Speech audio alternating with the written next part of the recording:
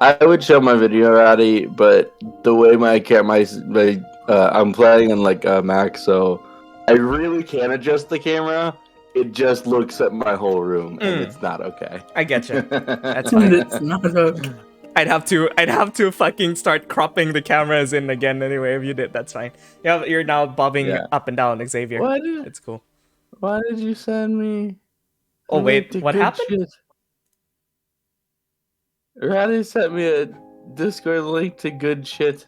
Wait, did I? Don't join. Wait. I misclicked.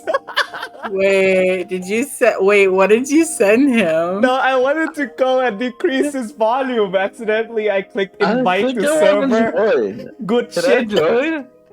I have a server called Good Shit, apparently. Okay. Well, I mean, we can all guess at what's on there. There's some good shit on there.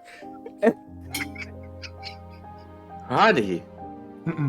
Oh Hi. God. It's a We're shit doing Oh posting. God. It's a shit posting channel. Is volume okay? Stream? Roddy, this is disgusting. Is volume okay? I've Yeah. never seen something that made me so distraught. Welcome back to Chronicles of Lorei'an, where we Hello, befriend Lorei'an. tiny lizard people, fix robot librarians, and learn the make-believe history of a fantasy world. Is this legal? Last time, Alright, I'm gonna delete that real quick. FBI, it's not my fault. FBI, open up! oh no, who quit? The layout got fucked. Okay, He never mind. deleted himself. I joined the chat and on accident. How is he louder? That's fine. Okay, so I'm officially part of the good chit chat now. Oh God.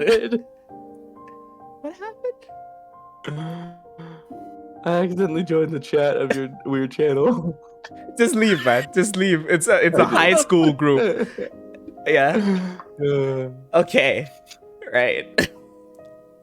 Last time, the party of Naseamba, after recovering from their battle with the armies of the Blood Moon, the armies of the Lady of Grief, were able to recuperate and head off on the next leg of their journey through Ruben Ridge in the sort of exploration/excavation journey that they were part of. Now reaching the area known as Iolos, the grand repository of the Tsiphanian kingdom. Upon arrival inside, you had met with a sort of broken down, dilapidated librarian robot who seems to be stuck in the process of rearranging and fixing and then like rearranging bookshelves over and over and over and over again, in which you found that part of his lower right skull was damaged enough to the point where his basic functions were basically fucked.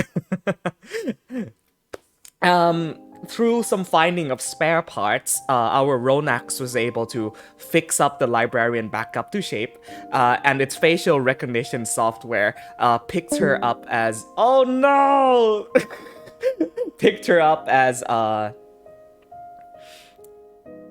mother, aka Vaela Nemanis. Yo, what a jank-ass facial recognition software. They do look like exactly identical. If you give me 1 second, I need to... You're secretly twins!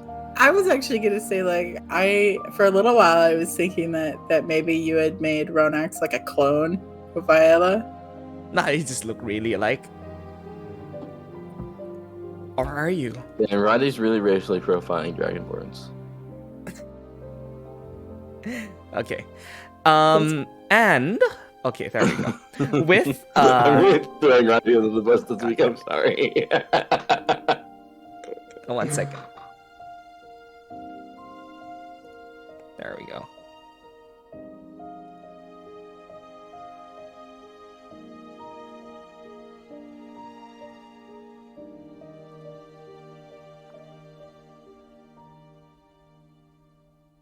Okay.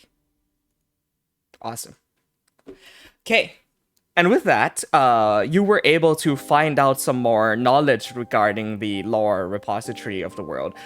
In particular, about the Realm Shatter, the old nations before the Realm Shatter, and something in particular called the Four Roots, which regards to the four forms of original magic possessed by the four kings that used to rule the grand continent of Laodicea.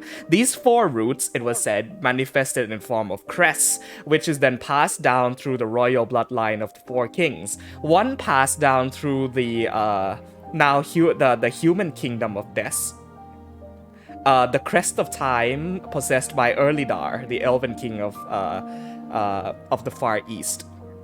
The Crest of Space, possessed by the Elven King of the Far North, Sundomar, was passed down to the Kingdom of Bel. The Crest of Possibility, possessed by Erlanthar, the Elven Kingdom of the South, was usurped by the Varium Nox, by the Verior Nox, the army of immense evil, soulless creatures that invaded the realm and attempted to steal everything from the mortals that inhabited within. And lastly, the Crest of Fate, possessed by Ivasar, the Seer, the Elven King of the West, is known to have been passed down through a group of seers within Greenhaven. Lastly, with history learned of war with the dark forces and hollowed ones and evil beings born of the abyss, learning of just these incredible stories and knowledge, you now regroup within the library of Iolos, ready to move on towards your next leg of the journey. Now, here's the point where I ask, if there is anything else that anybody wants to learn or glean from this massive library that they want to be able to find out before moving on to the next part. Do we have any sense of urgency as a group? Is that a question in general? Yeah, like we don't have to be anywhere, like, as a general statement. As of right now, no, there is not there is not a ticking clock on the matter. I mean, we have to get Ness to that tree. Yeah, but so, that's like, also we can that's spend like another day or two. That's fine, but I don't think we should stick around for like a week. Yeah, no, I'm just saying, like, I don't know. I'm just making sure that I'm not missing that aspect of it. There's no time constraints that we know of, but let's put it like that. Yes. Okie dokie. So yes, is there anything else you would like to find out about the world pre-Realm Shatter at all, or the Four Kings, or the nature of the Realm Shatter itself, or the Four Roots of Magic? Anything at all along those lines? Because if not, we'll be moving on to the next part of our journey.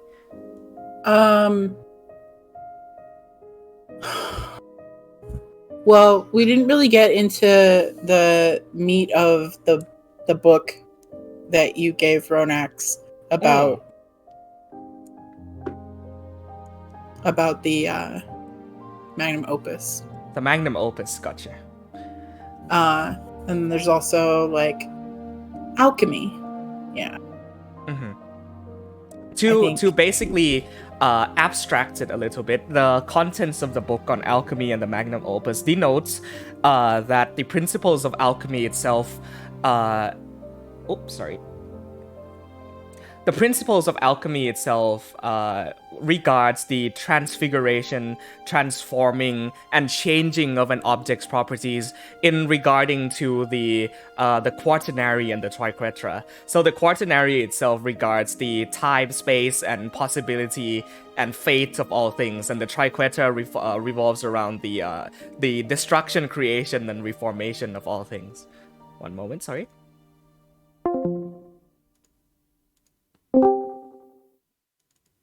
There we go, sorry. Alright. Yeah, but basically the principles of alchemy itself revolves around the transfiguration of objects all around the the quaternary and the triquetra. And the magnum opus itself is something that aims to transcend even beyond that, beyond time, beyond space, beyond fate and possibility. A device of perfection and just overall creation that is able to overcome the obstacles of the four fates, basically. So if the four kings were the masters of the four roots of magic, then the kingdom of Sif wanted to find something even beyond that grand ideology, that root. Okay. So,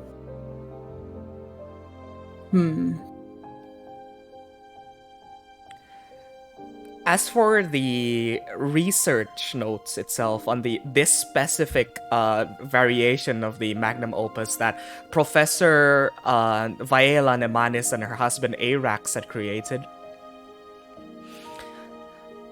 you recognize that the abilities of it seems to be the fixation of time, the reparation, the reformation, creation, and destruction of time is the main purpose and function of this magnum opus.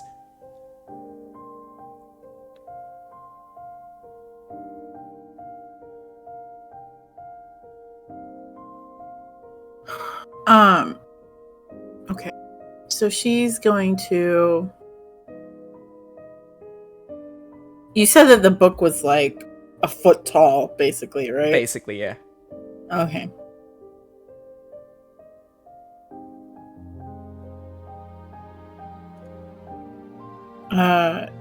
She's going to walk up to the librarian.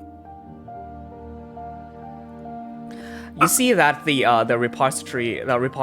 repositor is now in a more normal functioning state and is more calm rather than like espousing these very frantic, orders of rearranging. As you approach, the machine slowly rotates itself around facing you, the mask now back and complete to once it once was, and says, "Professor, how may I be able to help you today?" Yes, my notes. Have you the ability to make copies? Are there copies in existence?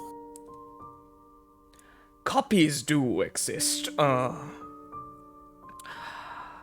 though the ability to make copies of a certain device would require the work of actually sitting down and rewriting the actual script.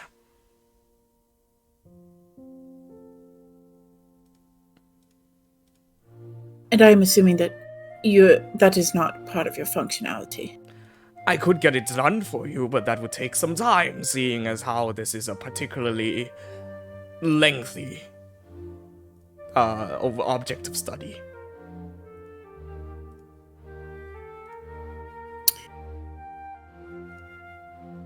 It is quite important that these are copied and have backups, just in case. Very well. In that case, I can always start getting to work right away. So I'm going to... I'd like to spend some time, whether with him or by myself, because I would like to get this done as soon as possible. Jot down, like, my own simplified notes, so paraphrasing. Mm-hmm. That's perfectly so that I might work on it while we're traveling. I don't want to take the book. Gotcha. All right, so I'm going to actually require a check from you to see how much time and length and understanding you would be able to get done within this day. If you would like to make me a quick, would this be? I'm going to call it it's just a straight intelligence check from me, if you don't mind. Okay.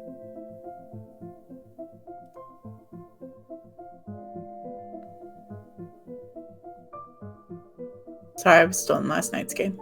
Yeah, no worries. While this is going on, Does anybody else have any other subjects of studies they would like to conduct within while you have the library at hand? An 18, okay. It's sufficiently easy to you, seeing as how you and your mother's handwriting are basically almost identical. And even down to the particular details and the ways of writing, it really does come down to genetics, because you seem to have inherited all of that from her. It is very meticulous, the way that she writes, and the notes that she presents, all very in-depth. But yes, you are able to copy down and denote all of that, we will say, within the 2 days that you have stayed there. It does take up the majority of your days there.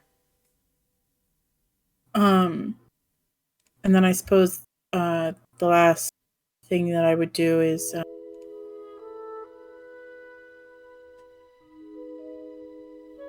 the Kingdom of Death, right?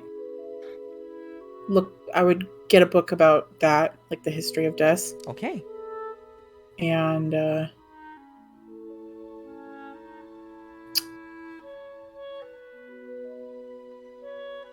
she would, while they're copying down or whatnot, while she's copying down, I think she would ask, is there any information about the king? The king of the Kingdom of Sif? The royalty of Sif. The royalty of Sif, very well. I would already assume this to be common knowledge on your part, Professor, but to remind you, the royal family of the Kingdom of Sif is merely a symbol, an ideology. No one has ever seen or come into contact with the royal family, but we know of the idea. They are more of a guiding symbol rather than a people.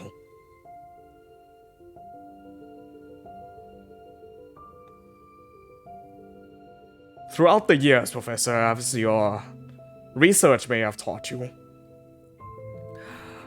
is that King Sif is more of an ideal to follow rather than an individual or a person. What matters is the ideal and not the king.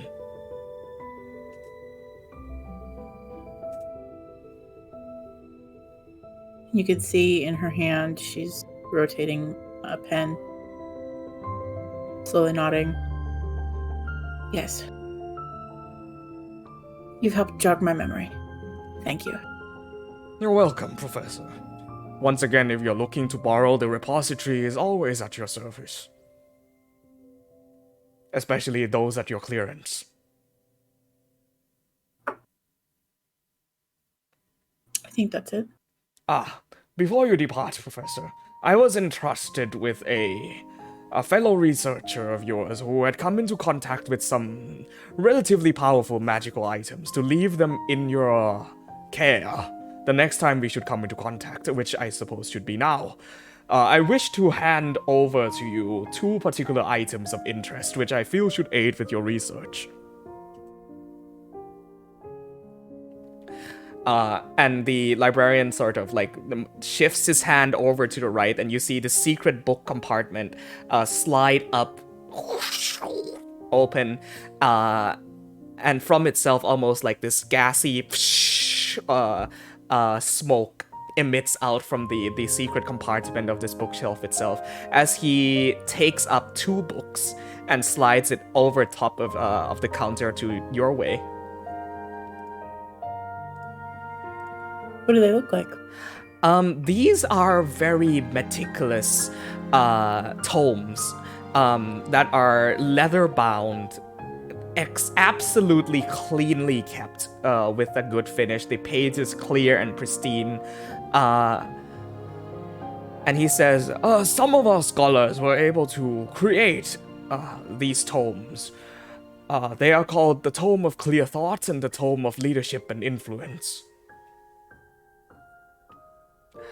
It is said that through the creation of these magical items, spending time with these will allow you to, shall we say, improve upon existing abilities.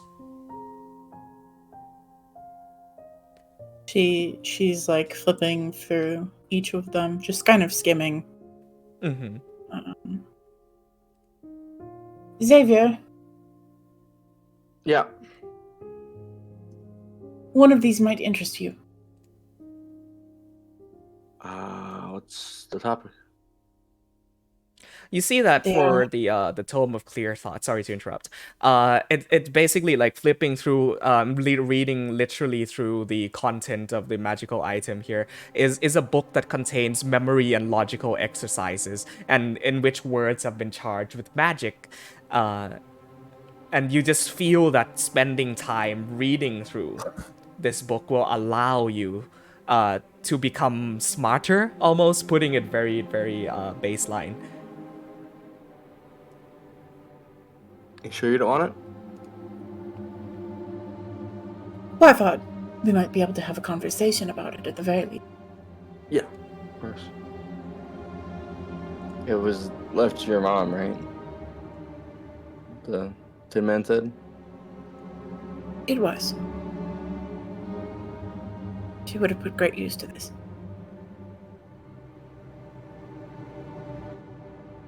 Do we know who left this?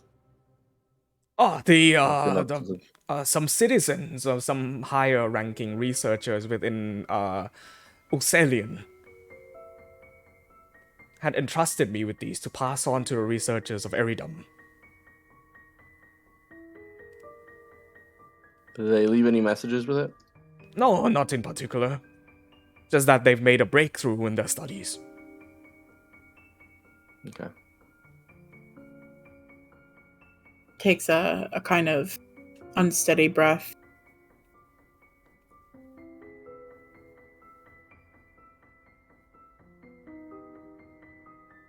Librarian, Yes, Professor.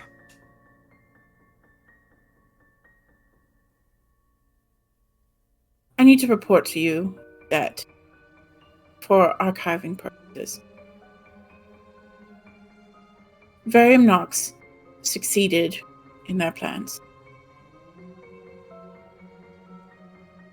You see that an expression of confusion, as if you can ever see a completely still metallic face of a robot taken aback by the statement.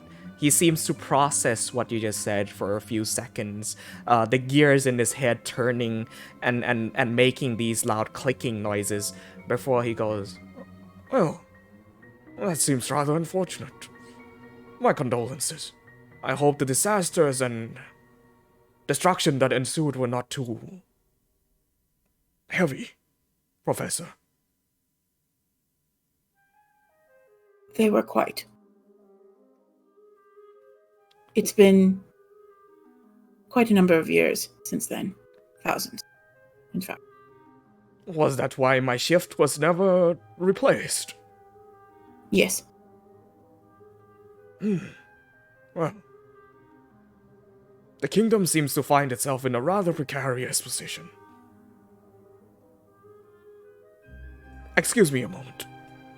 Turns backwards and almost see the dais below him almost like opens up like the door on an airship before he himself like sinks down into the hole that appears below. Disappears for a few minutes. And then he comes back up, floats back up, along with a small box. He says, the library has entrusted me with this tool of self-defense, should something go wrong. Though the library seems to have been safe for the time being, so I would like to ask of you, Professor, that you bring this over to Uxelian so that the citizens may be able to defend themselves.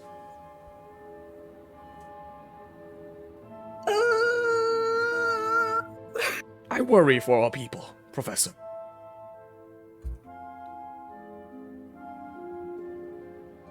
I am the last.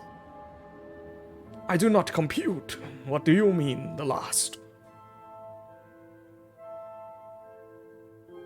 The kingdom of Sif has fallen. Dear. And I am its last member. Well, I'm afraid my protocols do not register for an emergency of this state. You'll have to allow me. Do you wish me to resume my task, Professor? Your task is of the utmost importance. Keeping this library safe, keeping you safe, and the knowledge within is the highest priority. Order received, Professor Viola. I shall humbly still continue to offer my services to the archives and all things within. Within time, hopefully, your shift will end. I owe you my thanks, Professor.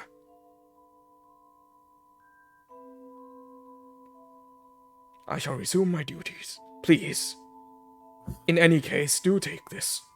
If it does not serve to defend the people of Uxelion, at least it may serve to defend you. I take the box, whatever it is. You see that it is a tightly bound chest. Barely the size, barely a foot in length. It's very, very, very well covered. Not locked. Do you open the chest? Yeah.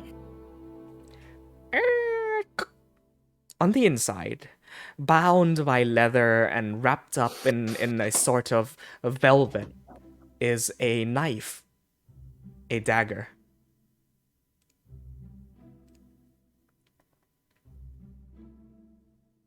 What is is it anything special? Does it look like a similar design to some of the weapons that we've found in Sif before? It looks unlike anything you've ever seen. Whereas the weapons that you found in the armory of Bahamut, those were futuristic. Those were marvels of technology. This one almost seems like a relic. This golden sheen dagger of perfect balance and beauty, wrapped up in a very expensive velvet like cloth. An emerald encrusted within the very center of it.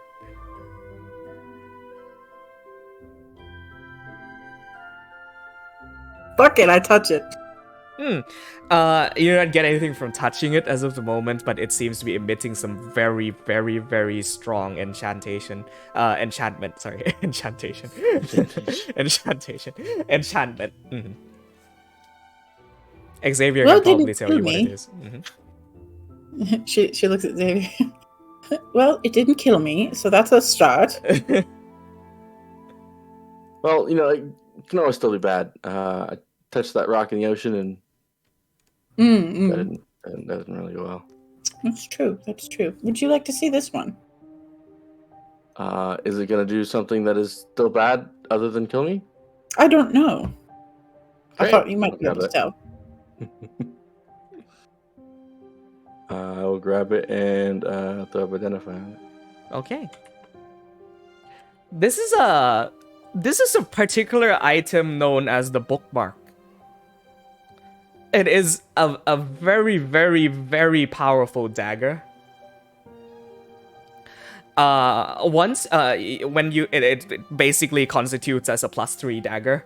And while you have the dagger drawn, you can use your bonus action to activate one of the following properties. The gem set into the dagger's pommel will be able to shed 20 foot of bright light. Right? That's like normal. That's one of its enchantments. The dagger is perfectly balanced in the point where if you rest it on your palm, it will always point north. And you are able to cast Dimension Door and Compulsion from the blade itself. Is it attunement? It is attunement.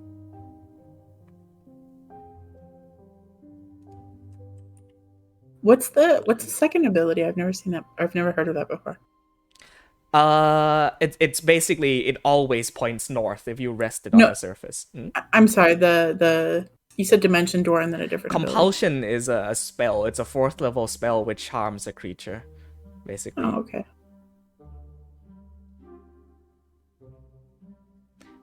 Yeah, it charms a creature to move in a certain direction. So a very useful tool for like either one-on-ones or exploration.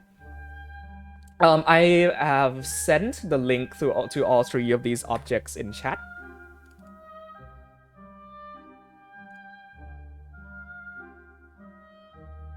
So, is it evil? I'll look it over, and spin the blade around, test like the weight with the north thing, and it spins around facing north. No, solid blade. And I'll just say it's good at what you could use a blade for, and help you teleport, I guess, charm people. Got a lot of properties to it. I'll walk her through what they are. Oh, it seems to be quite useful. Thank you, librarian.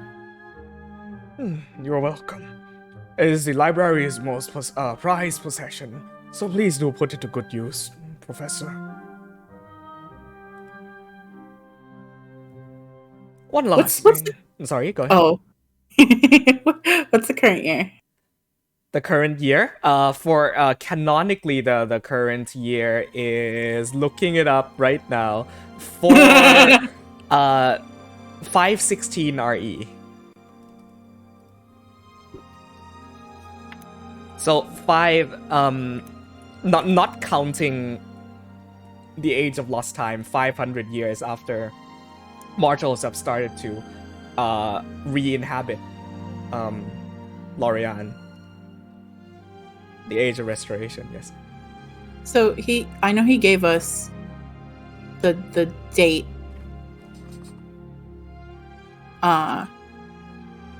Would I be able to extrapolate the difference in time? Would I be able to figure out how many years it's been?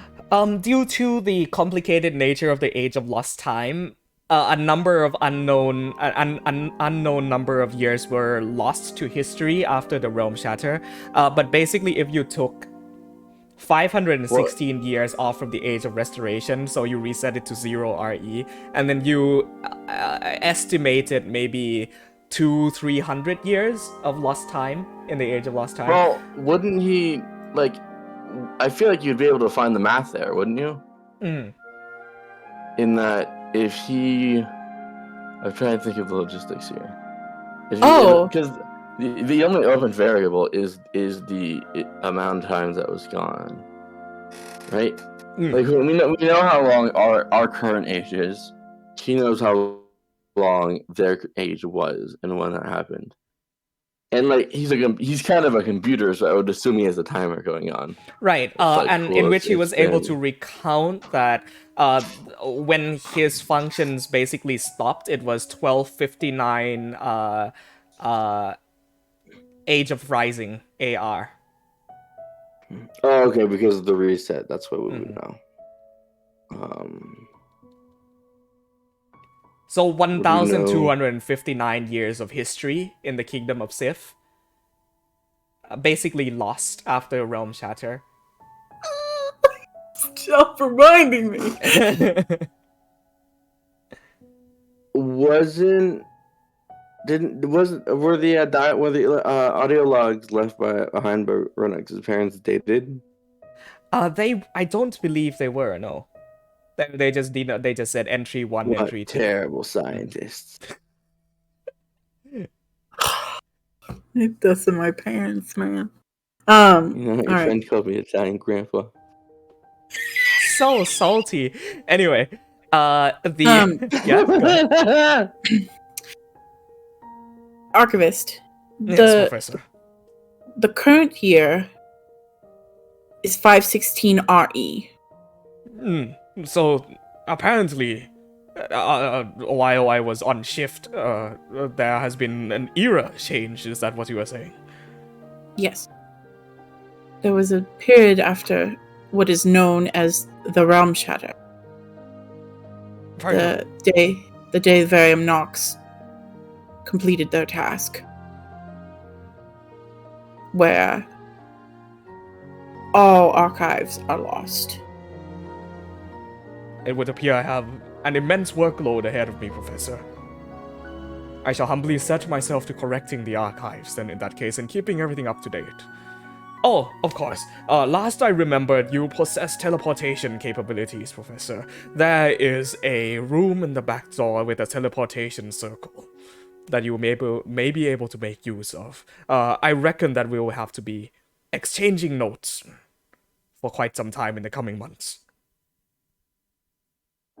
Is there a way for me to allow any of the members that I've brought with me today to enter this facility and have the same clearance that I have?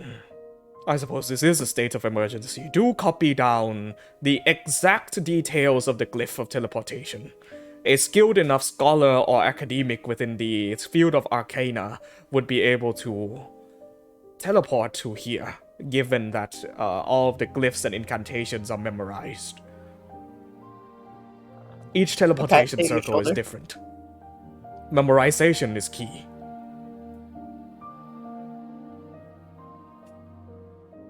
Did I have any other teleportation circles that you're aware of? As I was aware, there is a major one in the city of, in the residential capital of Uxelion, one in Eridum, and the other one lies in the Temple of the Gods, Melor.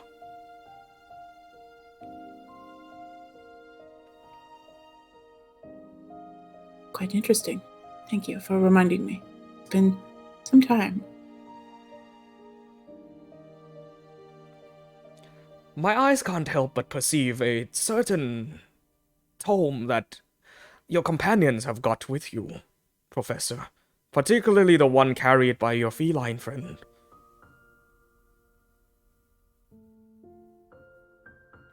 I think at this moment, all eyes turn to Amabilis.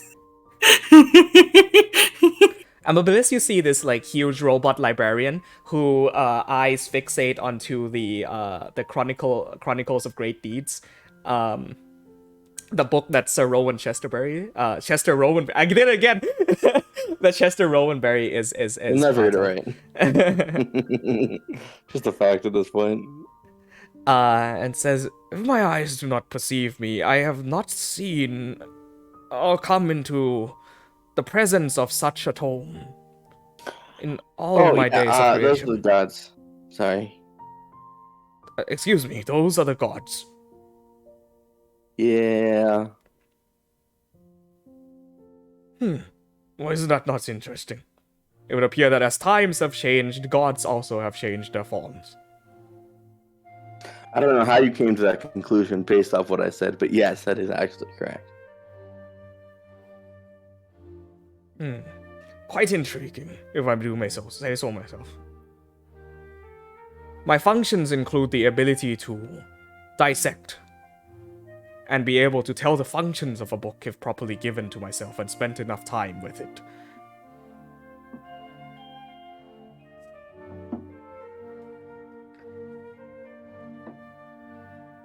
Are you there, Lara? Yes. I'm here. Okay. Thinking. Yes.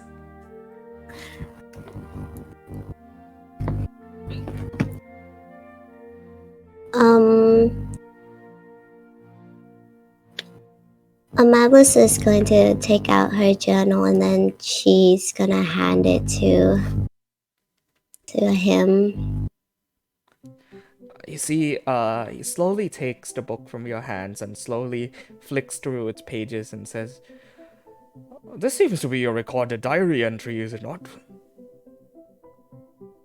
Well, it wasn't written by me or anyone here, but the person that's in the book.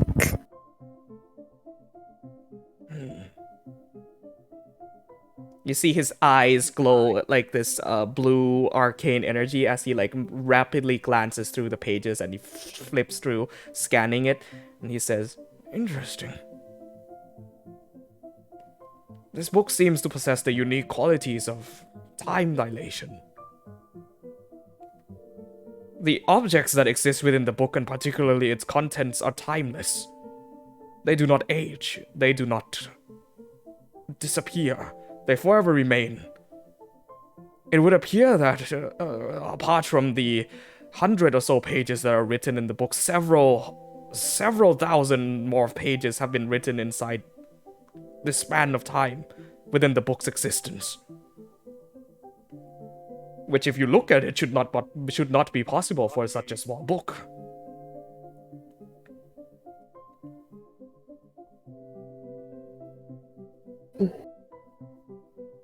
Amabilis then also takes out the original book of Chester Rowanbury, and then she hands it to him too. Oh, this seems to be a children's story. Quite new.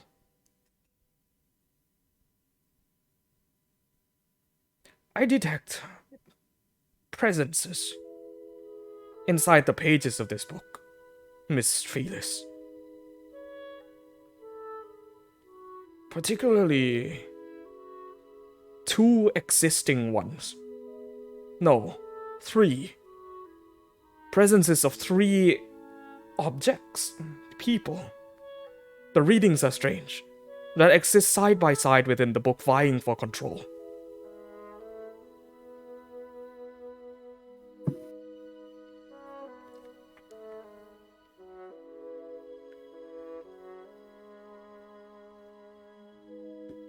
Amabilis thinks a little, and then she looks down. She doesn't really know what to say. Do you have a particular connection with any of the entities within this book? She shakes her head. Pardon me if I am incorrect, but there should be a way to beckon to these things within the pages. Call them out, so that they may aid you.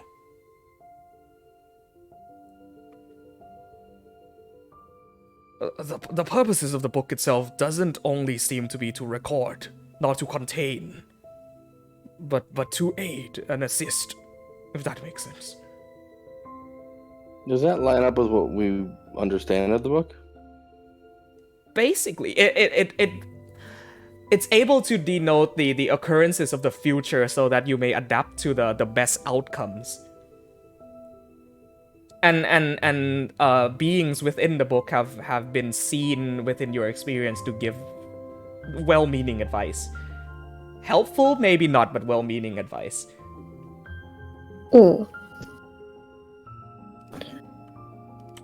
So, you're telling me that there are many entities who are in that book? Yes. One absolutely very, very powerful, and 2 lesser ones, though all 3 seems to be of good intent.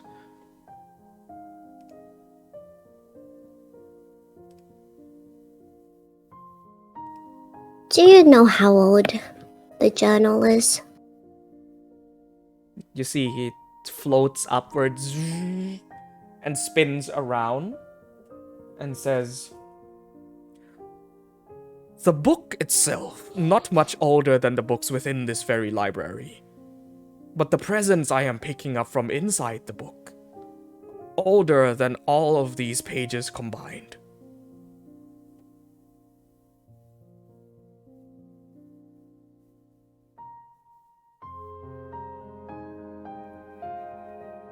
Archivist, would you be able to date that book properly, accurately? Given some time, perhaps. Do we have an idea of the entity inside? I know we've narrowed the others down quite a bit. Sorry, my apologies. When I said the name of the book, as I denoted it, was the Knowing Chronicle. That should give you some clues. The players, but not the characters. I still have no clue. Okay. Oh, I know what that means. Mm-hmm.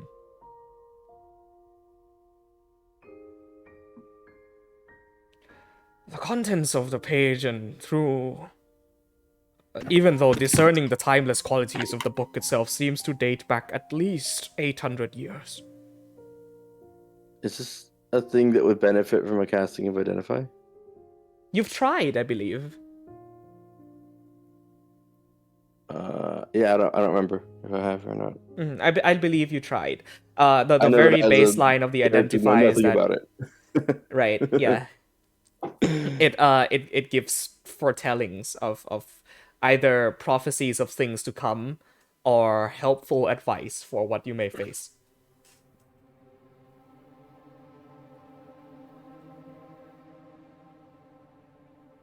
I'm sorry I am not able Is to do there a much god more. of fate?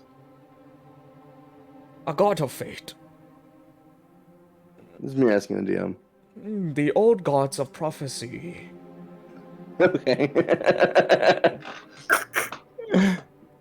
No, they're asking the DM, no? Not the Yeah. the librarian. Gods of fate, not so much in the current pantheon. Fine, I'll ask your robot.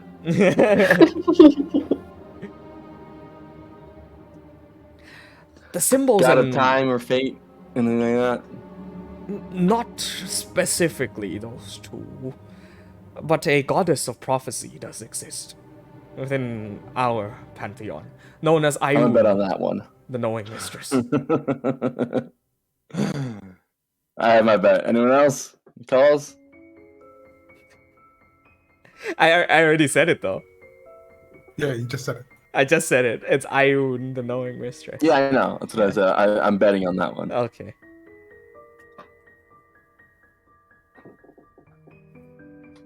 Do you have any information on the goddess of Ayun and I will be able to give you some interest notes of if you wish. hers?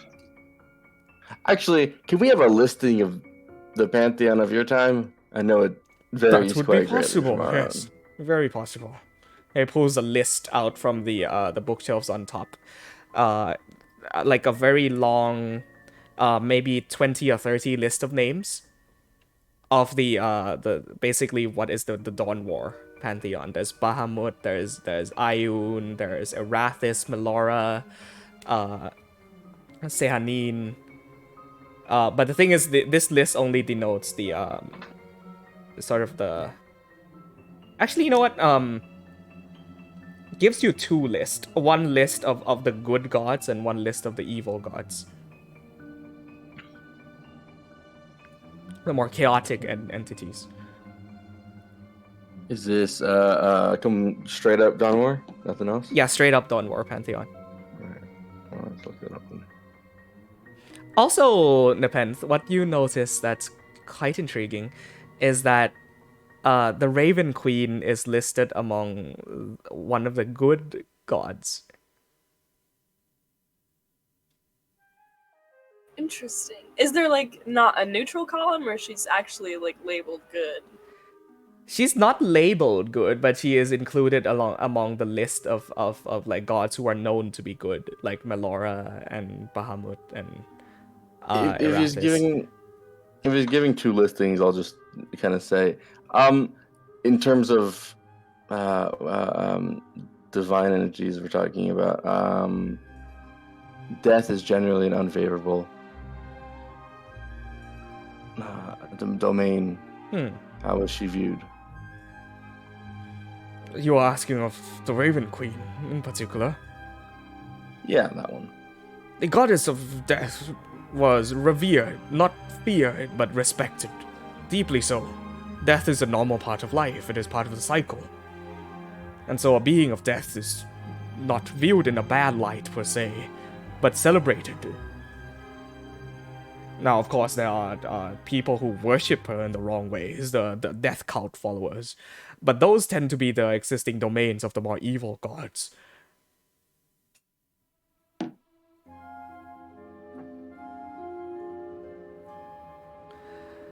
In the end, what we were able to understand within our time, is that the gods are a collection of divinity. And divinity is able to be shaped through faith and belief. Our scholars came to understand this divinity as a form of malleable energy, existing beyond the divine gate.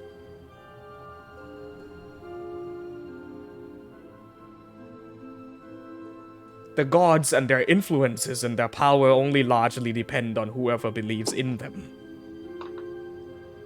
At least according to theory. Has a mortal ever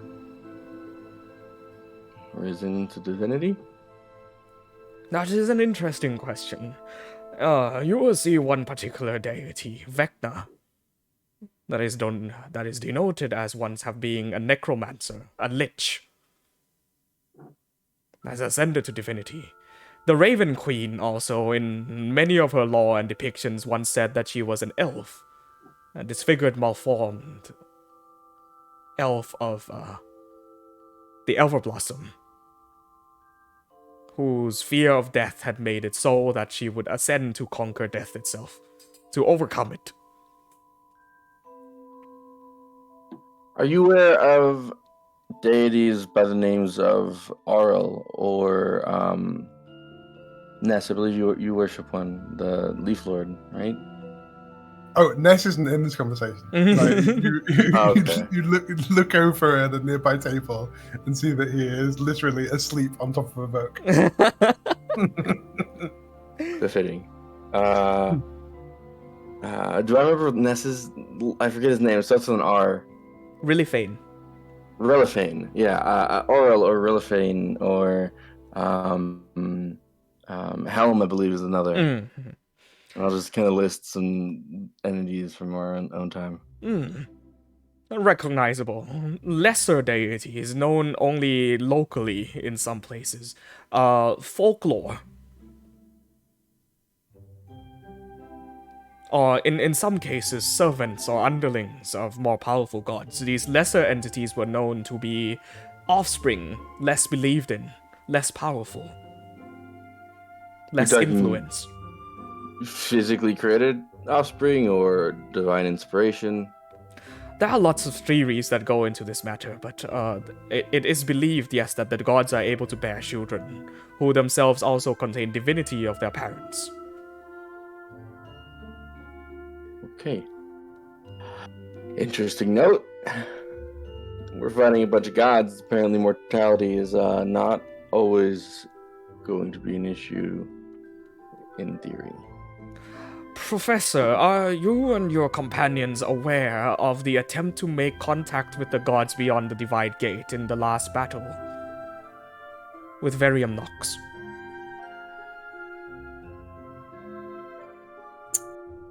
We are. So I am to assume that that attempt failed then? From our side, it's succeeded. However, it only played into Varium Nox's hands.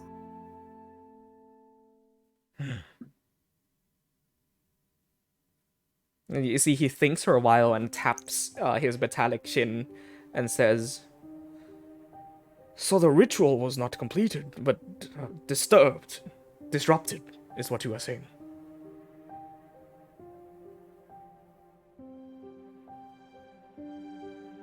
May you elaborate more? My memory is a bit foggy.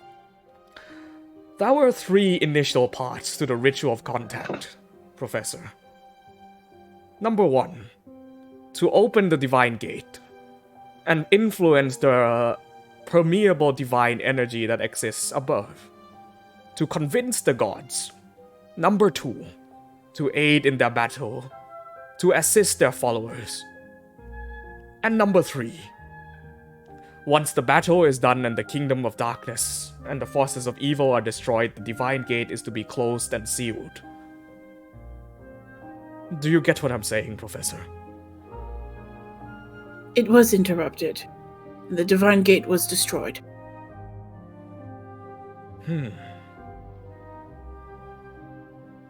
I have reason to believe, Professor, that it was not destroyed, but instead left open. Since step number 2 did not complete, of course step number 3 did not come to fruition. Which means that our ritualists and scholars and the arcanists of the Kingdom of the Four Kings were not able to close and seal it away properly. Meaning if we close it, and I kind of turn to the event. No more gods. It's not in the Not necessarily form no you're used more, to. but it would lessen their influences on this plane. Yes, I am aware. David just kind of like And- holds up a hand to the robot to like shut him up. Archivist Librarian. What would happen if they were still on this plane when we closed the gate? Then they would be left here, stuck, cut off from their sources of divinity. Has a god ever died? There have been battles fought, betrayals. But no god has ever perished within the face of history. Only become more powerful, ascend, descend into evil, and the like.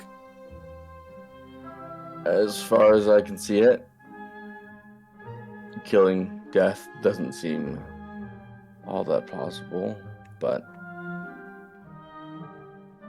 checking her up into heaven, cutting her off,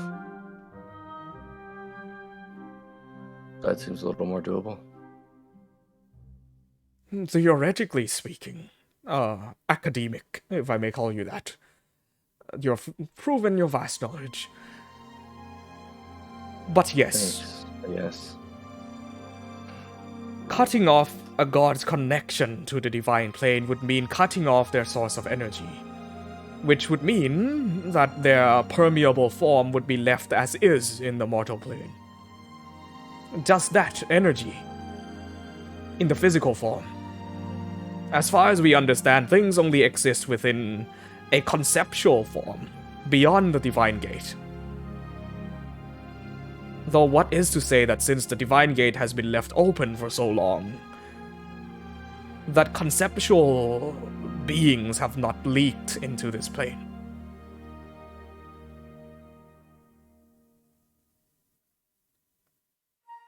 If that were true, then the mere thought or belief, strong enough to harbor divinity as an energy, could very well influence the world as we know it.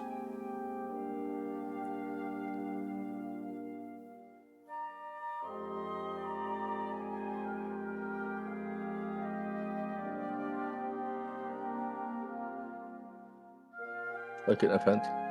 How's she doing? She's thinking really hard. What's on her mind? Wouldn't you like to know, Soup Boy? I feel like that's just uncalled for.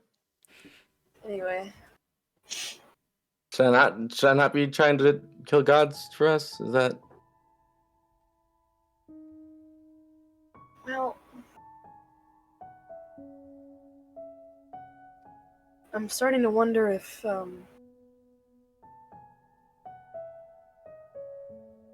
maybe I don't exist without her. Why not?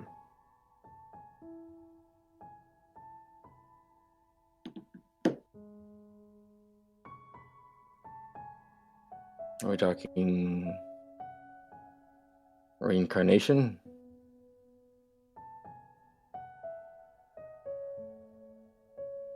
That's what I thought it was maybe supposed to be. I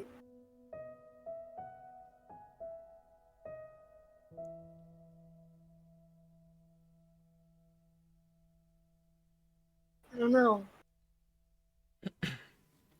I thought that maybe I was supposed to become her in a way that I was supposed to.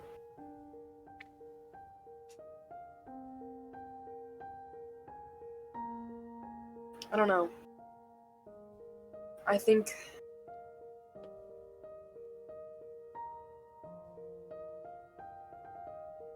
the thing about godlyhood is that you're immortal, so you can't die, but I think it means you were never really alive either.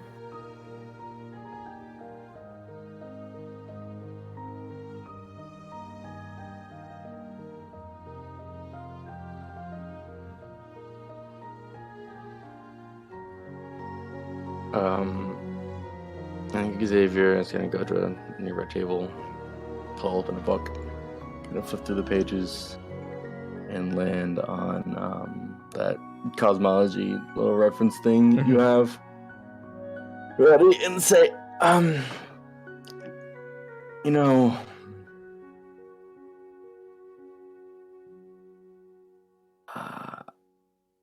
funny thing about theories, and I'll leave the page open on that kind of cosmology reference, and say they're all theories. None of it's true. None of it's fact. According to this triangle, there is all of reality hidden within creation, destruction, reformation. But it's a theory. Time, fate, potentiality, space, theories. The truth doesn't lie in a page of some dead guy a million years ago. That comes from someone who has lived their life in the pages of dead guys from millions of years ago.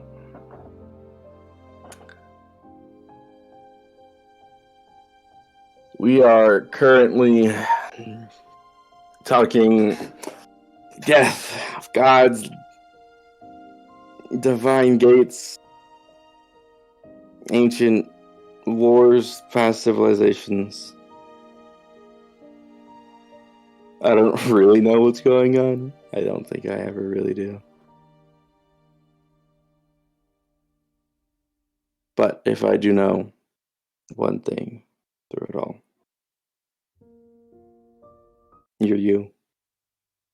You're not anyone else's to control or command. Your fate's your own. Whether it's by the book or by your own hand.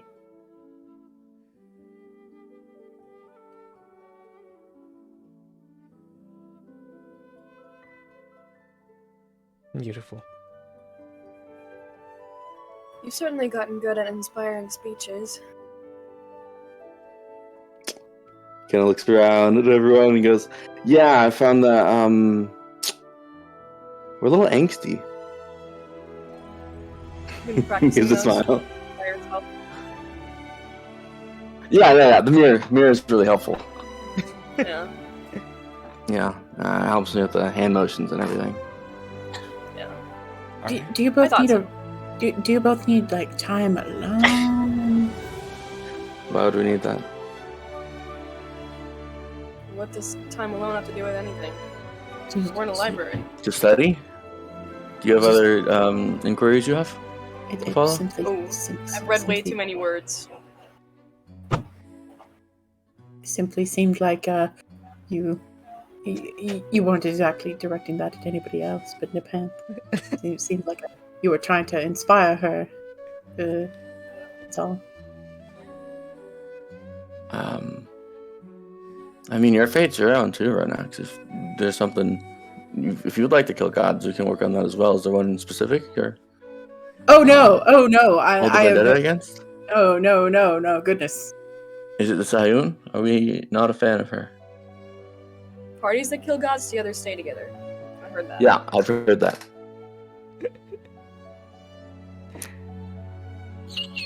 Alrighty. I'll if you allow me move this along a little bit.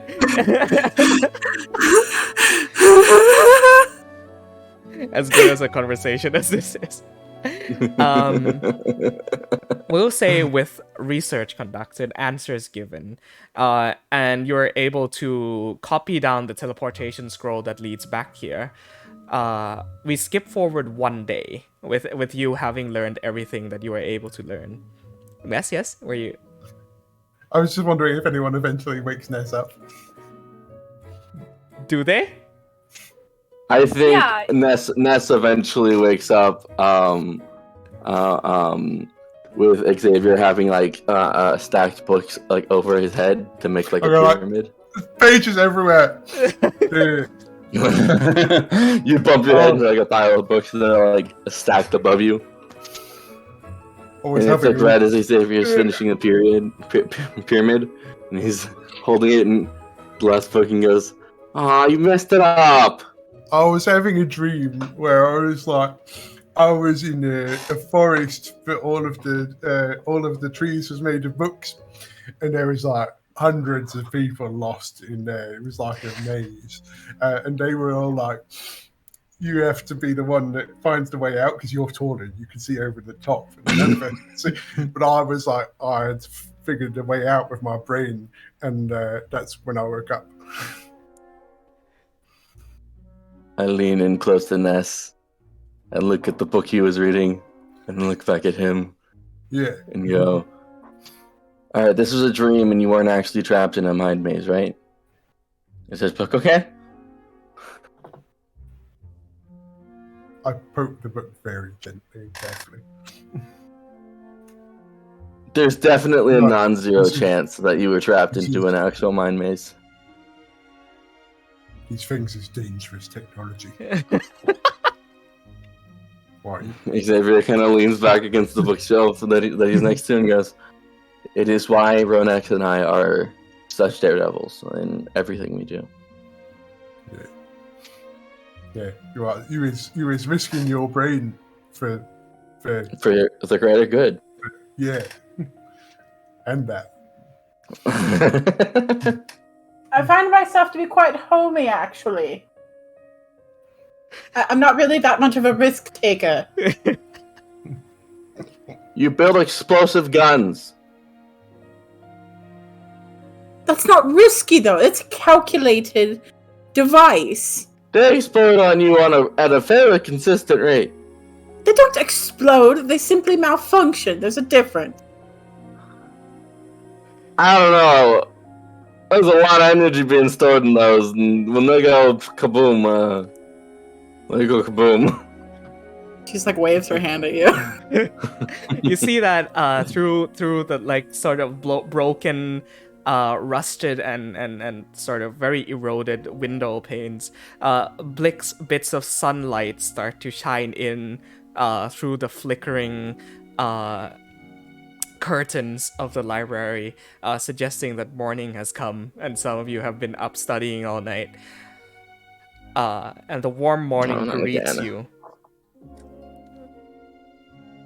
as you step forward into a new day. Today is the 4th of Paintlay. Will you be Naseambar moving on to the next leg of the journey towards Xelian? Oh, interesting note. I realized that this is a place where they would store scrolls and information. Hey, big robot. You guys have spells? Spell scrolls? What in Okay, particular nice. are you looking for? Do you have a repository of those? We may. Dear God, we have infinite money. If you would give me a Great, listing great. of what you should require, I can be sure to look them up for you. I want every wizard spell that's ever existed, Rowdy. That would be impossible. I don't think I've ever seen him look so excited. But no, yeah, if you want to send me outside of game a list of scrolls that you want, I can go through and say, yeah, they probably have that, and give it over your way. All right, I will begin to format a list of every spell in the game. Okay. No, I'm kidding. I'll make it a fair amount. Yeah. Might have to make a stop at the money pile if Ronax allows me.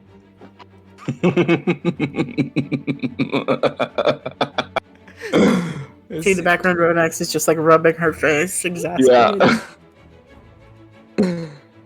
Professor, Look, you it's for the seem to greater have, good. Professor, you seem to have taken on quite an energetic intern, if I may say so myself.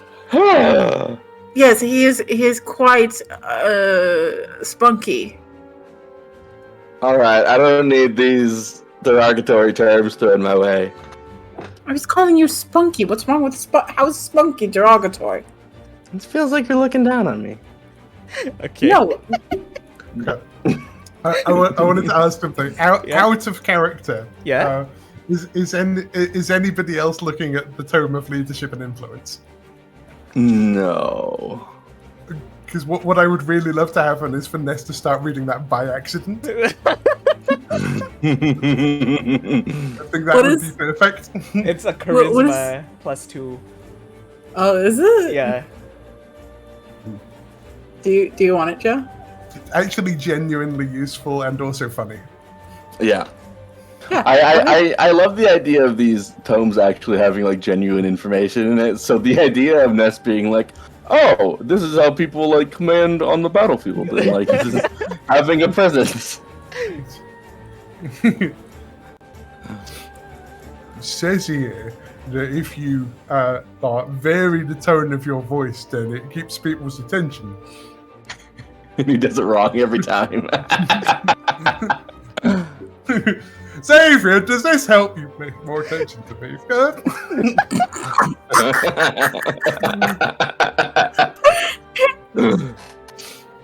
I listen a little bit more. I want to need to do some practicing. Okay. Do we want to do a coin flip for the int book? Do you have 20 in already? No. That's the kind of the thing with the inbooks is it puts you up above 20. Oh, does it? Yeah.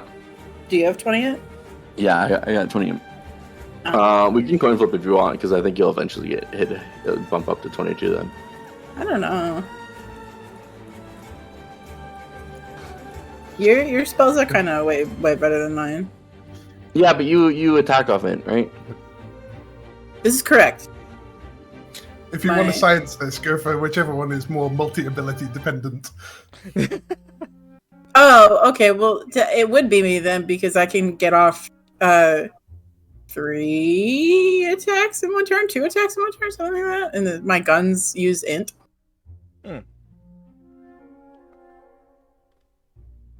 But it depends. Yeah, because also affects. Doesn't it affect your flash of genius as well? What's that? I don't know. Let me look. Yeah, it really depends, because it'll affect Xavier's like spell save, which is great for higher level things. Mm-hmm. But it affects your attacks. I don't know. I feel like both of you would get like 1 extra prepared spell and 1 extra spell attack and spell save DC. But I feel like artificers get some other stuff as well, based on int. If you wish to look through and decide after break or after session, we can also do that as well. Let's do that. Okie dokie, give me 1 second. Manual of bodily health. Alright, Lara had to hop off. Something came up. I need to rearrange the cameras real quick. Give me, Matty, I wanted to ask you. Yeah, what's up? If I turn off my camera, does it mess up your setup? It does not at all, not in the slightest.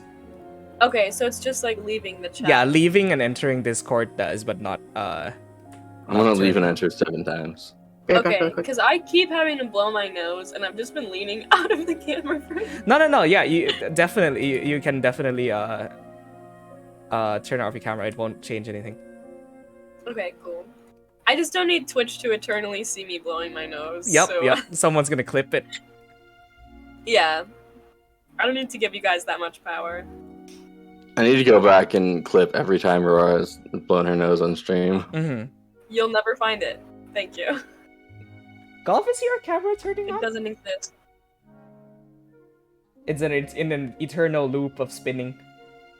Mm-hmm. Do we all hear? Oh my God! Oh, there you are. Hello. I don't hear Golf. Okay. All right. I don't give me hear a second. Golf at all. I need Speaking? to- Wait, yeah, Golf, try talking. I haven't heard him once today.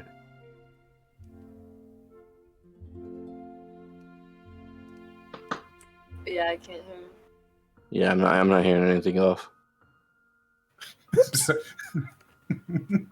Akil's actually been like in the back of this scene the whole time, going, "Why is no one listening?" Is that what's really happening? We can't hear you, Goth. I'm sorry.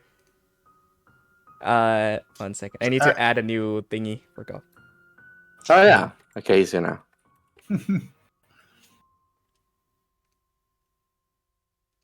He accidentally stepped onto the ethereal plane for a day. Yeah. Yeah. Okay, apologies. 1 second. What was that? It's a very excited Amir, is what it is. It's was- Goblin Amir. That was Hot Bird Summer. That's what that was. I thought that you were trying to get a dog back or something. You were like, I'm back. I'm afraid for my life. There you are.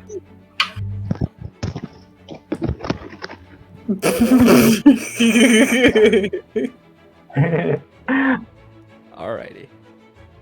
Okay, yeah, we're good. Alright, I have everything back set up now. Cool. Okay. The following day, the party of Naseambar, you are all able to gather everything you need, pack up, and start to begin your journey northwestward, I believe, towards the next excavation location. And For those Xavier. Sorry, you go. For those of us who were studying books, how long would we have got? Because you have to spend 48 hours reading them total. It was 1 day between getting the books and leaving, so you can mark off, we'll say, So it's like 12 16 hours? isn't it? Yeah. Well, that's probably more realistic. So, you now mount back onto your very large moving base, Raxamar. You see that Aiden has been like sleeping inside one of the what is it called, the hammock? We didn't take the Cobalt Soul Monkey into the library. To be fair, he's the muscle. He's not the brain. And he goes, you're back. I've been keeping your big friend well fed and healthy. Did you all Great. find what you needed? And enough information to go back to Granddad and make it known?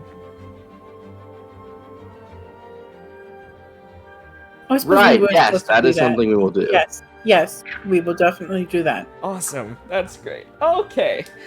Let's see. And he I pulls see. out the map and say, pardon me, I'm still a little sleepy this morning. And it puts a finger down towards S4 and says, so this will be our last location, I believe, in the northern Trikominakri region.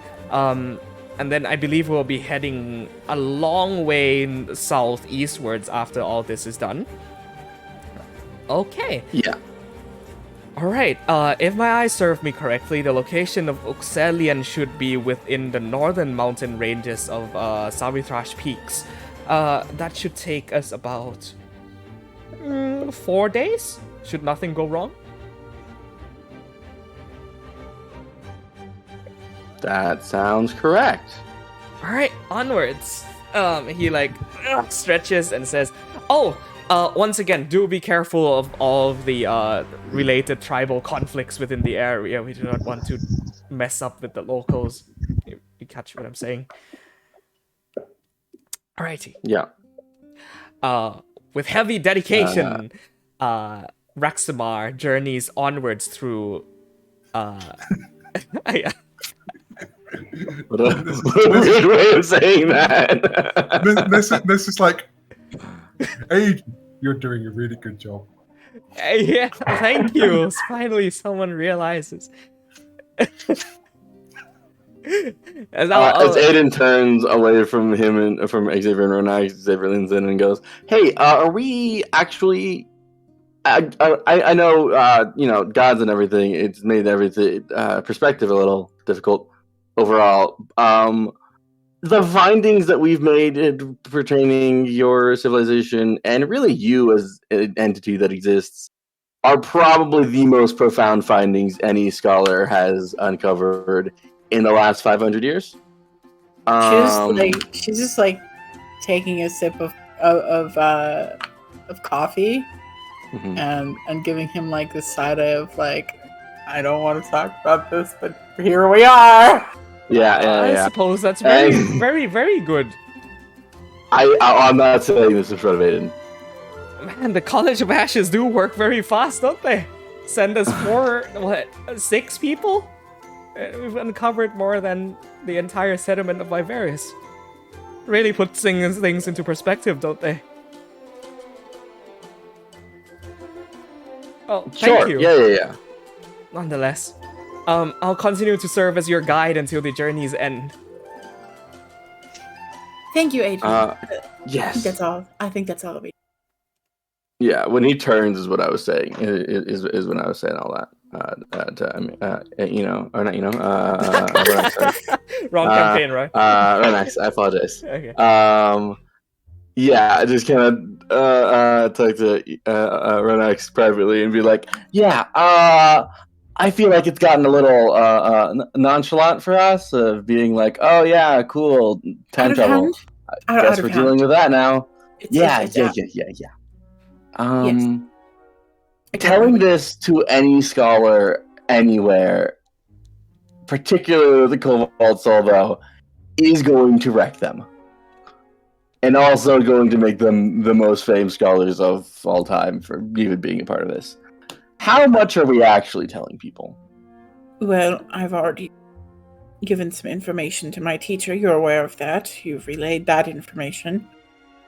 25 words of it, I think, doesn't give the full spectrum of what we're talking about. No, it does not, but the information is still shared nonetheless. And he trusts me. I know that he does. The validity of my words and my findings are very significant.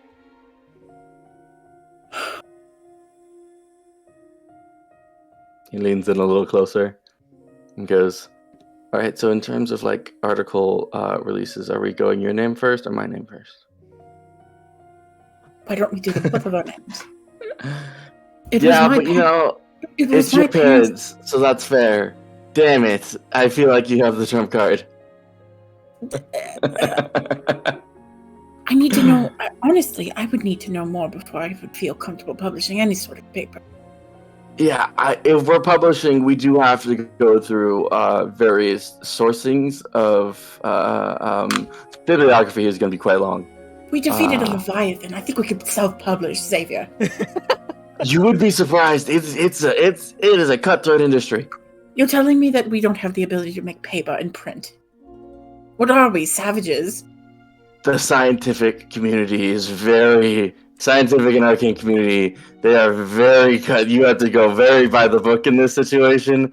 I'm sure you've read through scientific articles and whatnot that have been released, especially in Desalia. I've read quite a few. But really, it is it is a lot of paperwork. It's going to take years just to even get this stuff out there. My god. Is this canon? I mean, Yes. This Yes. is canon. This is a canon conversation. why don't you just publish it as a socio-scientific thing? I think it's more fun like that. By the way, it's not going to be the mass murder that sinks Logarius. It's going to be the plagiarism.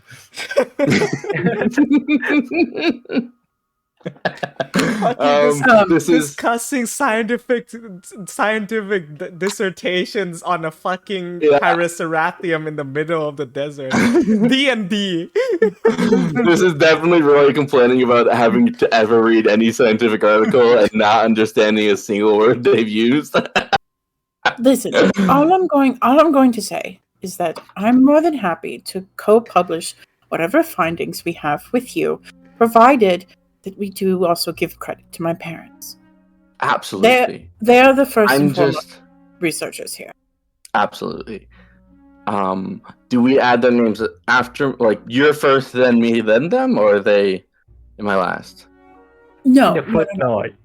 Okay, nerds, can you take this outside? I feel like my brain is melting. I can't hear this anymore. it says in this book that all progress is done standing on the shoulders of giants, and we aren't doing that, but we are riding on the shoulders of a dinosaur, and I think that counts.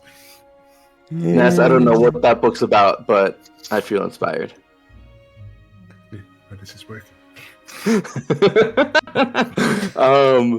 turn back to Renix and just say, look, we can figure out the details later. I'm just saying, Grim tried to self-publish once, a couple years, like a couple years before I left. Run tried to self-publish. He was It was a writing a book of soup recipes. Yeah, he was writing a cookbook, and it's in the Elven community. I know it's a little probably extra cutthroat. It's a little more difficult. They're very specific in their scientific and any educational material, which is what they designate a cookbook under. I'm just saying it took them like years to get that thing through, and like they took out a lot of the information and recipes he wanted that he was very passionate about. Your Minotaur so I thought I would give you some butler fair warning. published a cookbook? Everything we man. say is canon. This just means you have to do less writing. Yeah. Grim's Soups and Scallions.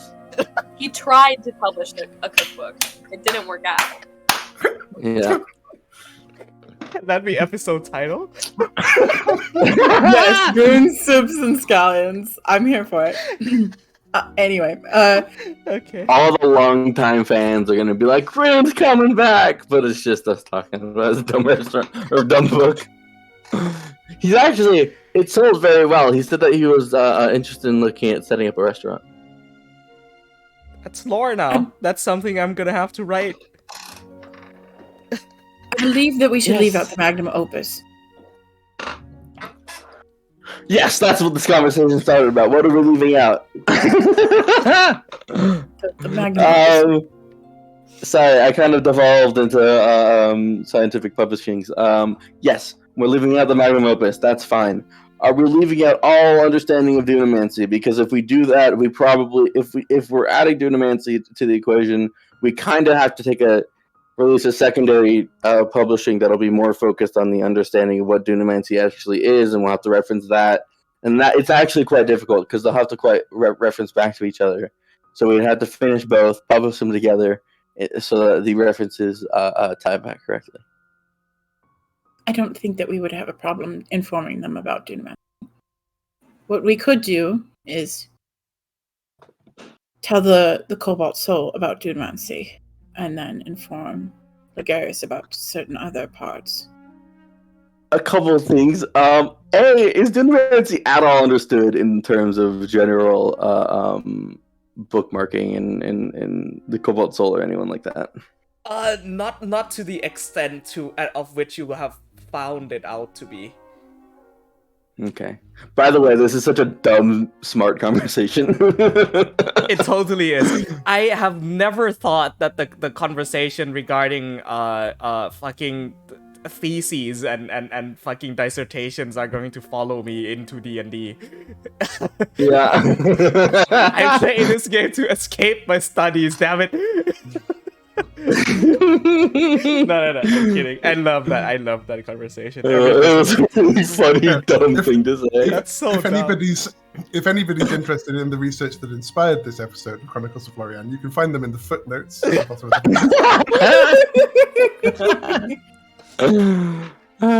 the That put me through such a trip, dude. Yeah. I was when I was saying that, I was really like thinking back to all the scientific articles that I've read, and I was just like, I hate all of these. I went through a roller coaster of emotions during that conversation. Anyway, throughout the rest of the 3 days of this journey, 4 days of this journey, would anybody like to roll me a d20? Let's have Golf do it. Okay, Golf, roll a d20. By the way, Roar wasn't asking, so I'll ask for her. Oh, are we cutting each other off? Yeah, I was just gonna say, didn't Golf just say be right back? Oh. He did, yes. Roar was gonna ask, but she never asked the whole group. Anyone taking the Tome of Bodily Health? I think it's con boost.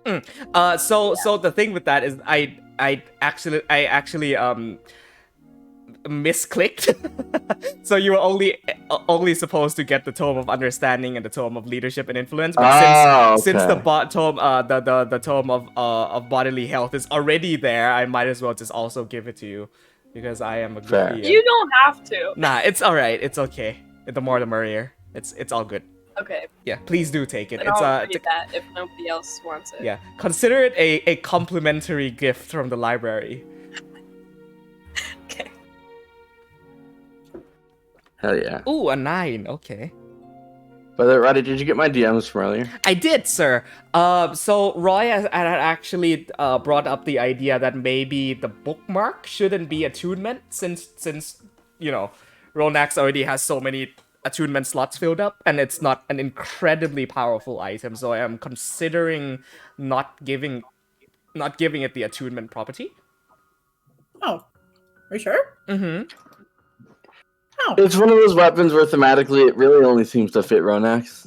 Like, I guess we give it to Akil, but Akil's already stacked with cool weapons, so it doesn't feel special for him. I only have a sword. You have a A lightsaber. lot. But you have like a lightsaber and like Yes, I 3 know. different like magic daggers. I have only one dagger. Oh, it sounded so sad. What are you talking about? Those are like it's I have only 2 magic items and I only have 2 men. Oh, okay. I honestly thought Akil had a lot more. Those are just normal dagger. I feel like we've gotten so many magic daggers. No, because he has the ice dagger, which is just a normal dagger that deals cold damage. That was from Joel. He has the dagger of venom, from the Lorei'an blades, and he has the sunblade, which is something that you got from Bahamuti. Okay. For some reason, I thought he had like 3 magic daggers. Let's leave the conversation of who gets what to the break. Because since we don't have a session next week, I wanted to move it along a little bit more. Yes. Sorry. Yes, no problem. I enjoyed the conversations a lot. Yes, sorry. Yeah. No worries. All good. I'm eating it. Okay. So, with a 9. The journey towards Uxelian continues ever vigilant. The weather is relatively clear, with a few dustings of sandstorms, not like immensely powerful ones, but just very, very windy these past couple days. The immense heat that has been bearing down on you and your forms, that almost feels to be melting your skin off on a daily basis, seems to have dissipated along with the end of summer. Instead, you are struck with very, very cool winds along your descent upwards a slope that is the Savitrash Mountains itself. You now start to come to a more rocky area as opposed to a sandy desert. And with a 9, along your journey, you eventually come to a large, massive, open savanna plain. Like these flat grounds with dry, tall trees, and just painted with orange and reddish grass. Almost like savanna plains in South Africa. And through the journey of your 4th day, eventually nearing now the ruins of S4, from far away in the distance, you pick up the distant sound of drums. This intense beating of dum dum dum dum dum dum dum dum dum dum dum dum. This like leather bound drum beat that gets more intense and intense and intense as you move forward.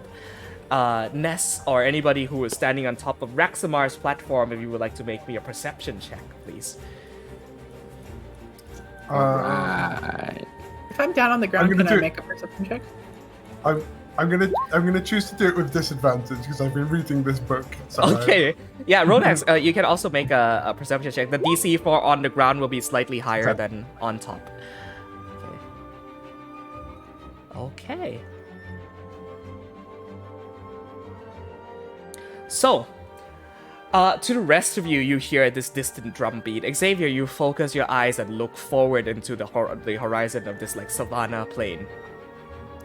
To see sparks? No, not sparks. Flashes. Clashing of steel. And as you get closer, you start to hear war cries. The roar of lions and beasts. This like low growl that emits all throughout the plains. As you all get closer, Xavier is able to point out maybe 30 or so figures who are engaged in intense combat. You see that there Looks are like we got a battle up ahead. Yeah. Tribal Leonin.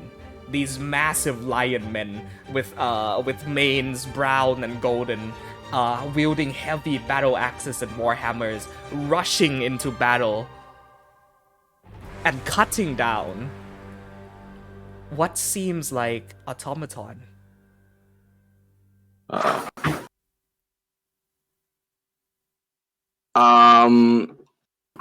far are they? Maybe 200-300 feet away. All right. This feels urgent, so I will polymorph into a pterodactyl, and I'll kind of turn to the rest of them and go, "Run access, people!" and dive off the side. And as I turn, open my arms up, polymorph into a again stark white pterodactyl with a black kind of mask over the eyes, black kind of coloring over the eyes, and swing down and fly next to Ronax. And if you want, I'll pick you up. Yes. Okay. Yeah, I'll pick you up and dash my way as fast as I can. Because I assume I'd be quite a bit faster. I'm going to put the book down and steer Rexamar in the direction of, there you go, the fighting. And yeah, I'll hurry my way as fast as I can there. Alright. The two of you, as you pick up speed, flying through the air, winds battering against your face and your form, you see down below, perhaps 30 or so tribal Leonin rushing into combat, and their swords and hammers and axes clash with the bladed arms of automaton of all ages. You recognize this to be the group that you had encountered previously in front of Iolos. Inside, in the air, you see that on top of his metallic iron bull with wings is Archibald, or Archie. You see that he wields a massive thunderbolt in one hand as he like runs up on his bull and like leans off to the side and throws it almost like a javelin. The lightning streaks down and explodes, sending 20 Leonin into the air, and dirt and dust flying everywhere. These Leonin get up from the ground and roar as they run up and slash and bash onto this like raging battle between automaton and tribal Leonin. Slash and bash. I am getting Ronax there to speak as soon as I can. And is there kind of like a hill anywhere situated so that she can be like heard? There is a make a perception check using the stats of your polymorph. Yes.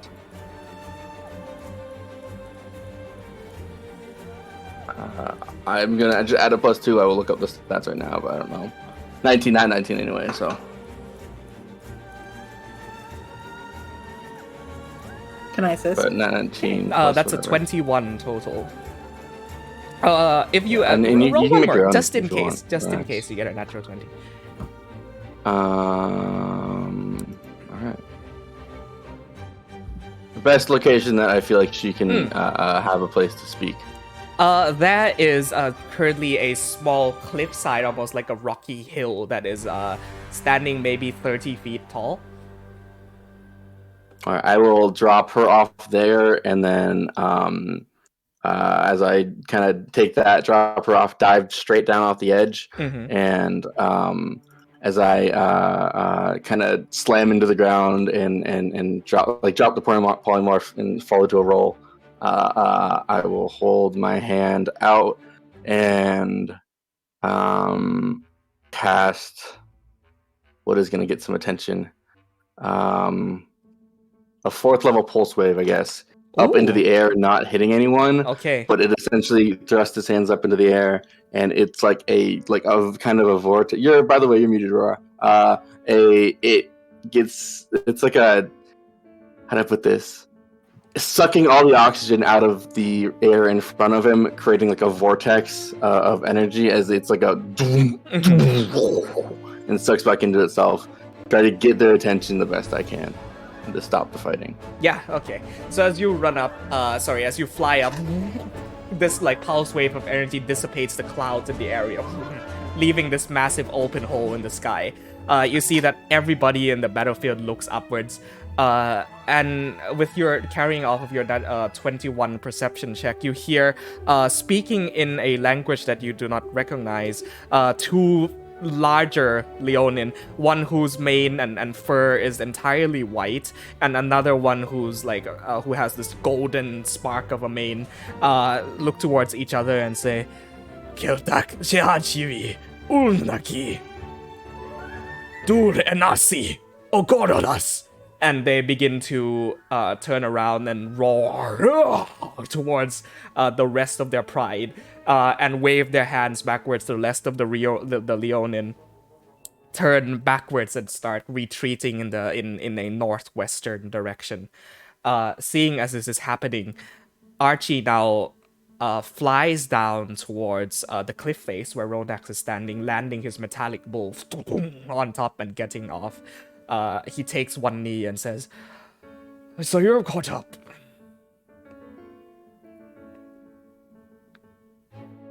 Situation. Not too dire. We have been able to fight off some of the attacking forces. They seem to have engaged in combat out of nowhere. We have taken down a few and suffered a loss of maybe 5 or 6, so we're able to be repaired in due time. Able to be good. Oh, sorry, I didn't quite catch that. Could you repeat that? Able to be repaired. Good. That's good. Overall, no significant losses. We've kept the damage on the opposing side to a minimum. Only unconscious, no deaths. As you instructed by you. I'm proud of you. Shall we take prisoners, Miss Ronax?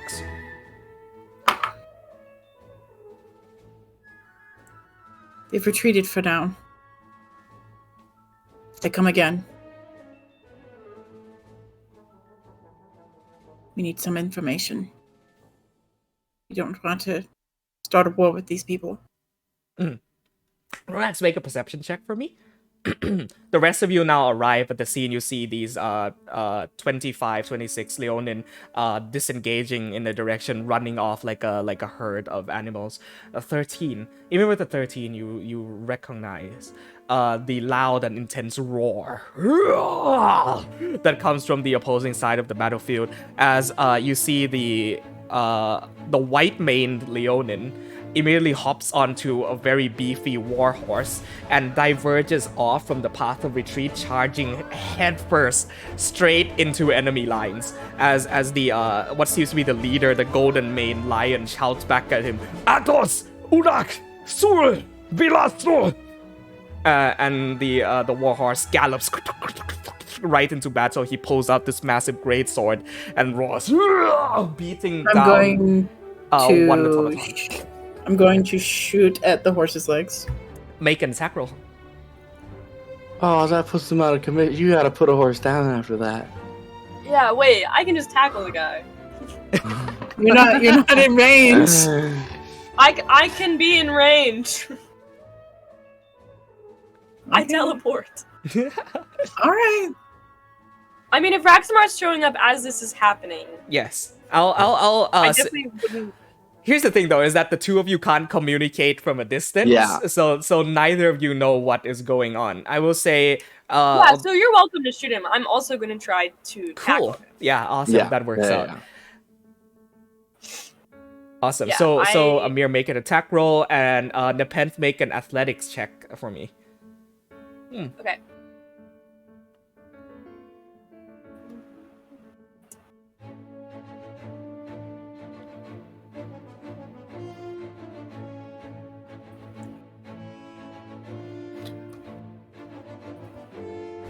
$21. So here's how this goes. With a flutter of black feathers, Nepenthe disappears from on top of Reximar's back. You reappear 30 feet closer to where the battle is happening. You run. Where this Leonin now stands up on top of his warhorse on two legs, like fucking Dothraki style from Game of Thrones. He wields this large curved greatsword, rears back and swings down.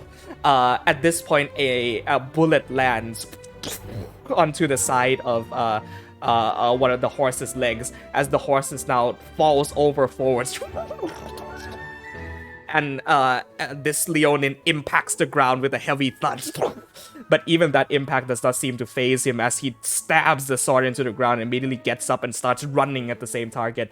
At this point, Nepenthe, you emerge out and football tackle him to the ground. Upon closer inspection, you see that this Leonin is at least 8 feet tall, heavily muscled, rippling with like this white fur and black stripes. As you tackle him to the ground, and he starts to yell at you in a language that you do not know. Yeah, Roddy. I'd just like to fully grapple him. Make another athletics check. This one will be contested. By the Roddy? way, Sorry, go down.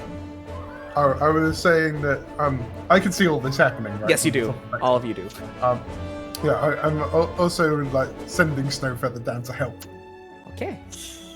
With a 10. Yeah, A snow feather would you- flies down. Go ahead, Roy. I was just gonna ask. Continue. I'll ask in a second. Finish off Snow your feather thing. starts to swoop down. With a 10, he rolled a 13. You wrap your arms around his, trying to put him to a hold on the ground. He instead shrugs you off and like almost flies into a rage as you see his eyes go white, and he starts rage running towards this fleeing automaton, who is like this clinky little tin can with gears, as he runs up and swings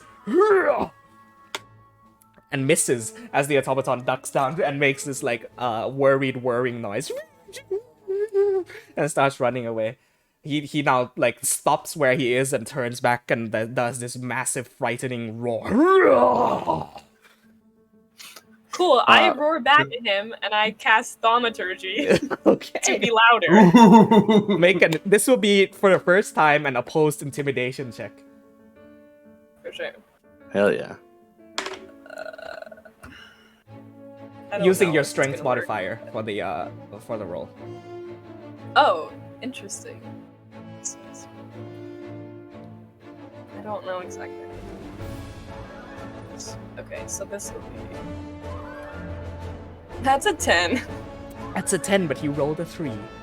So it's not incredibly impressive from onlookers, but you two feel awesome screaming in each other's faces. To the rest of the onlookers, you see two people shouting at each other. But to you, Nepenthe and this Leonin, you are just giving your absolute best to terrify the other and to make them give in to your intense will. As he recognizes that his terrorizing roar is not working on you, he steps back a few feet, brandishes his curved sword, and takes a stance. Okay.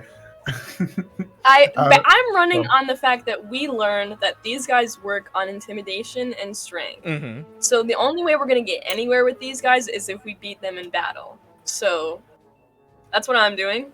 You guys are free to do whatever else you want. Sorry, Ness, you were saying? This is your show, but if you want Snowfeather to try and yoink him off of his feet, you can absolutely try. She's welcome to try. All right. Everyone else is retreating but this one guy, right? Yeah. Yes. Which is why I feel like we need to put him down. Yeah. Not like permanently, but if anyone wants to work on maybe understanding what he's saying, I can't. Yeah, do that. I was gonna ask. So what I've been asking, Roddy, of the spells, we didn't specify what Xavier is able to grab. Mm-hmm. But the spell I've been wanting forever is tongues. Mm-hmm. Would we say that is one of the possible spells that he was able to grab? And I'll we'll allow specify it, the rest later. Because it's important It's for fair. progression from this point on. Yeah. Yeah. Really, it's the one crush we have a group in face. Yeah. None of us know You any don't languages. Explain to me again I the casting will- of tongues and what that entails. Tongues is non-concentration. 1 hour gives the creature grants. Grant a creature you touch the ability to understand any spoken language, and any target. When you speak, any target understand any creature that knows at least a language can understand you. You hear that constantly shouting from the mouth of this Leonin in Leonin language is, "Demons, back your filthy feet off from the sacred land of our ancestors, or I will be forced to strike you down where you stand." I will cast. As I cast tongues, I'll secondary cast levitate on myself to just bring myself up into the air above the battlefield of everything, and call out to just everyone and say, "Put down your weapons and step away, and we will leave."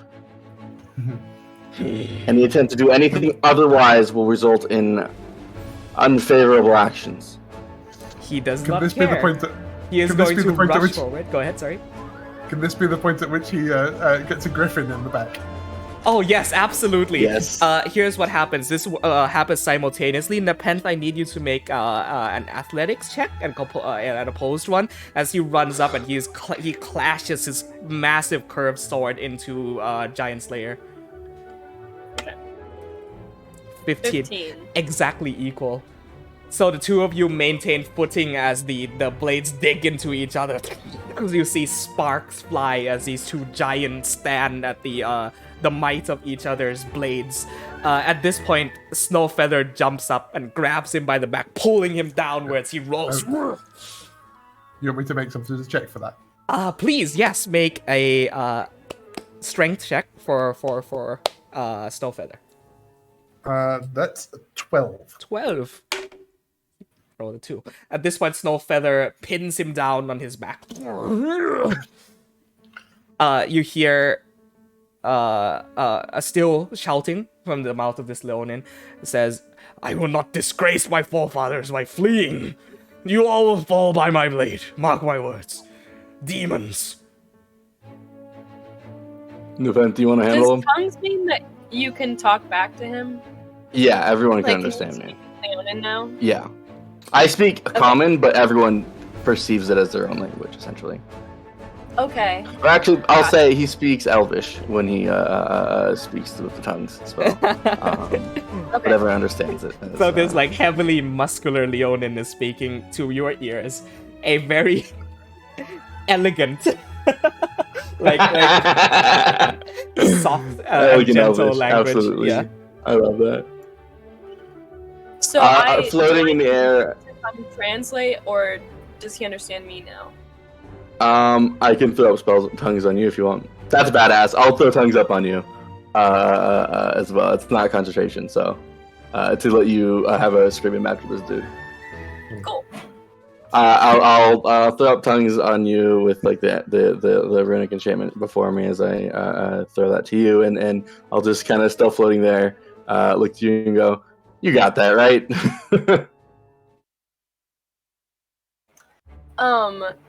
I'm assuming this has been under a minute, so my voice still does boom 3 times as loud. Yes. We care not about your ancestors' land. We're only passing through. See, it says, "Only a demon has the capabilities to talk to me in such a manner. Step away from the sacred land. Such is the tradition of the Triconimakri." How do we pass through in a way that respects the tradition? You do not! Let go of me. Foul creatures! Never in my life have I seen the likes of you.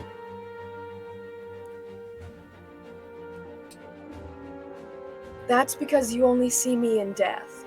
Moving on, we will be passing through.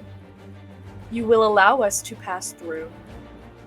And you will not give us any more issue. One more intimidation check, please. God, I hope this works. We did strength modifier. 12. So how much 14. total? 14. Realizing that he is surrounded on all sides, to put up much further of a fight would mean risking his own life. You see that his tension relaxes and the bulging muscles sort of calm down as he is pushed into the ground by a fully grown Snowfeather who is huge. Yeah.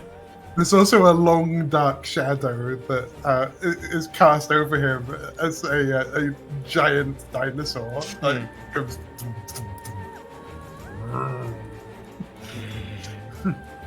You see he growls, baring his fangs, and says, "So what is to be done to me? Sacrifice to your dark gods, is it? No, that I will not go down easy. Not me." I don't worship gods. Yeah, I actually kind of planned on letting you go. Do you want to be sacrificed, or...? I do not understand. You proved your strength. You fought well. I respect you for this. I think I proved mine. Can we move on from here? You seem to have more reason than those who have passed through here in the past. Allow me to stand. I will... Can I do an insight check on him really fast? Make an insight check. Just real quick, don't trust this guy. 12. 12. Seems pretty straightforward. He seems like more of a musclehead than anything else. And the fact that you have all been able to pin him down despite his sourness, you feel like he is at a point where he won't lash out and attack you. If that makes sense. I'll go ahead and gesture for Snowfeather to get off, and I will actually offer him a hand to help up. Awesome.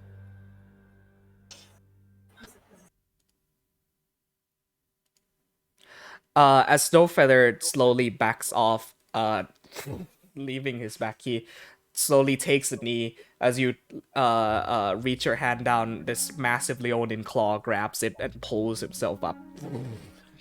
It's definitely like this, right? Yeah, definitely. He brushes himself, his elegant white mane and fur off, and...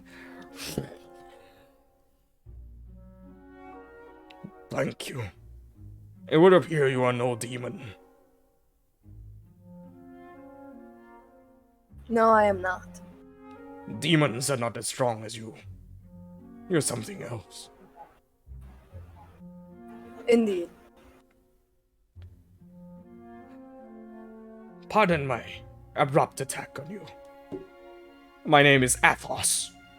Revel Athos. Nepenthe, Erdu. You are not from the tribe. No, you are not Strixkai or Petise. What are you? I am Shadarkai. I come from the north. A northern tribe. Unfamiliar. Shehachivi has not taught me of your Shadarkai. We are few in number now.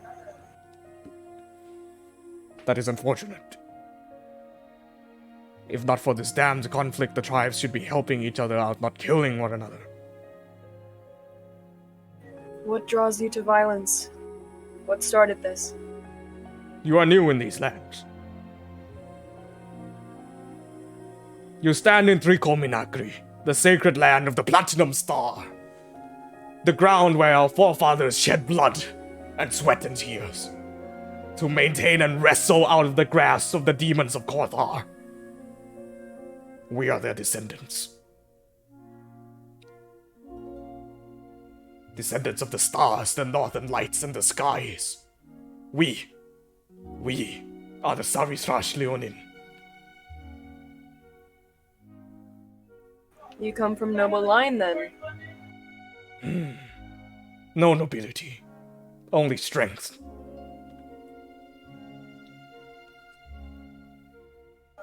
Very well. So, why fight? Lately there has been trespassers. The mountains have become angered. The wrath of the gods incurred. Ground shakes violently. We believe this to be the wrath of the Kothar. We cannot allow filthy trespassers into the mountains of Savithrash. For they will only anger the gods even more. The strict sky, even though we have been on good terms, have has denied our pact and made a move on our lands. They seek to enter the mountains.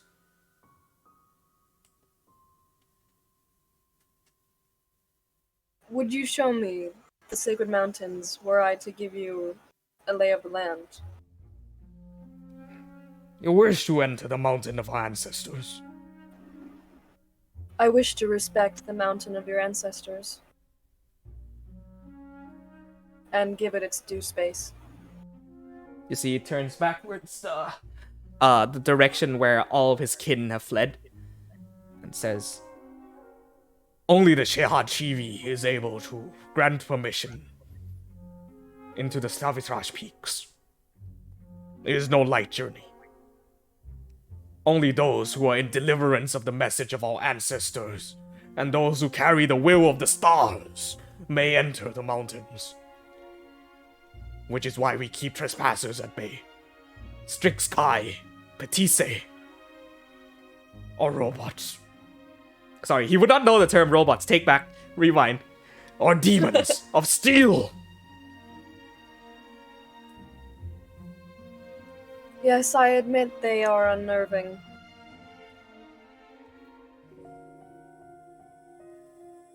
Would I know that, this is out of character, would I know that, like, the mountains that he might be talking about is towards where we're going? Aiden did Like, say that looking coming at the out of map. it, that S4 lies within the territory of the Savithrash Mountains, which is exactly the name of the mountains that he has stated. And that explains why no scholar has been able to make their way up there before, is because it requires very adept stealth or abilities to get past the Savithrash Leonin, because you're essentially going through their territory and entering sacred land in their eyes. Do we still have,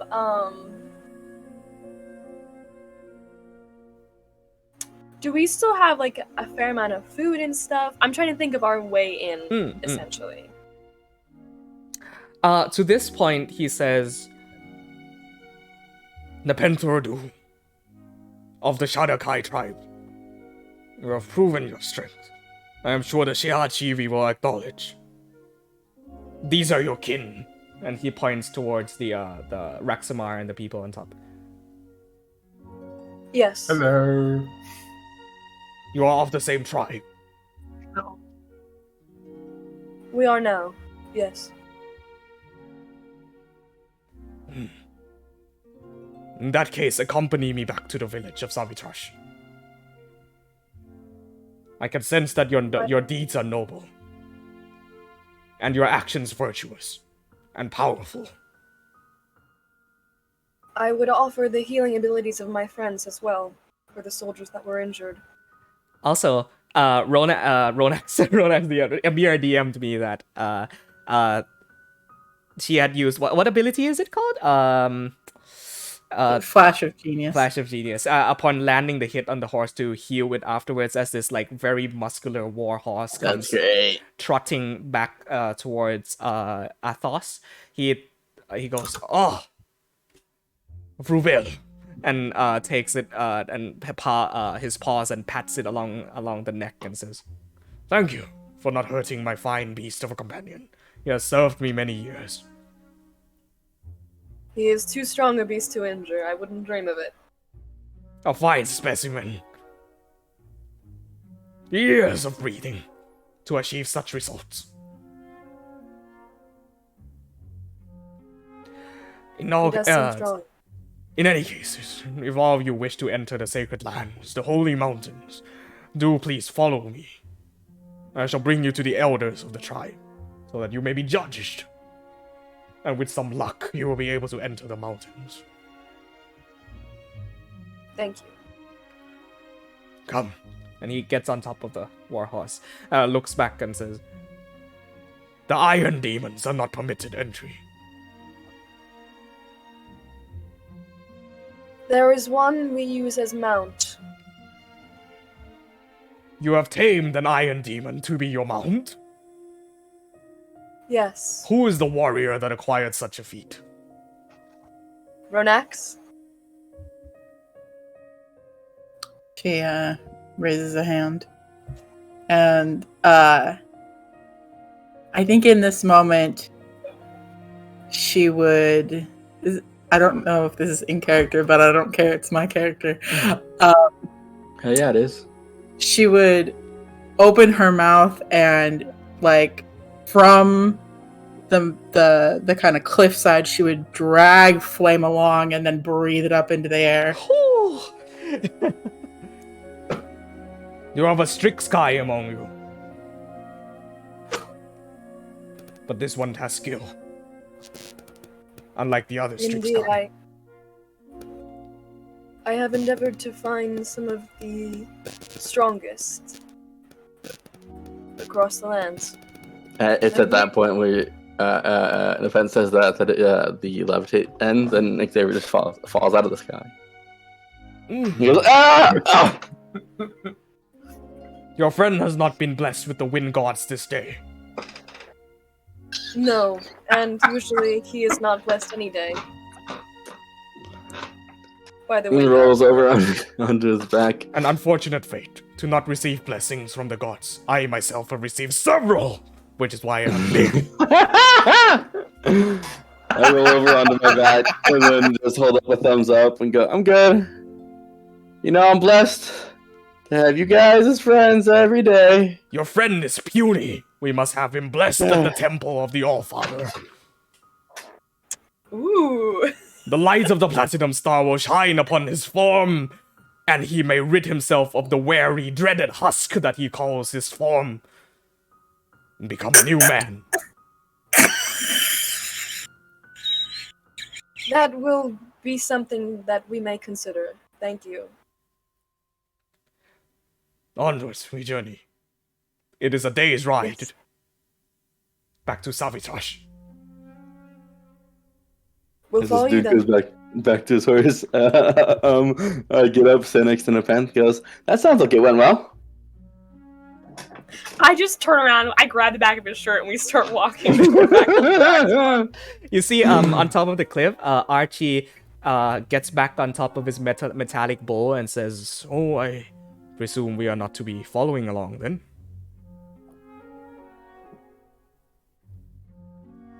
Well, No, it seems... they don't. Oh, sorry. They find you to be demons, so probably best not to. Quite understandable regarding our forms. Well, do beware, this does limit our capabilities to make contact with Uxelian. That would mean that the forces we have gathered will have to be sufficient enough to head to Melor. Would that be alright? Oh, that was the plan. I think we can probably figure out the forces at Uxelian. Very well. I think they might see it as whatever the next one is. Actually, I forget. We could say that we are driving the demons out of their mountain. They could see it as an act of heroism. Do beware. There is not but one left Colossi within Uxelian.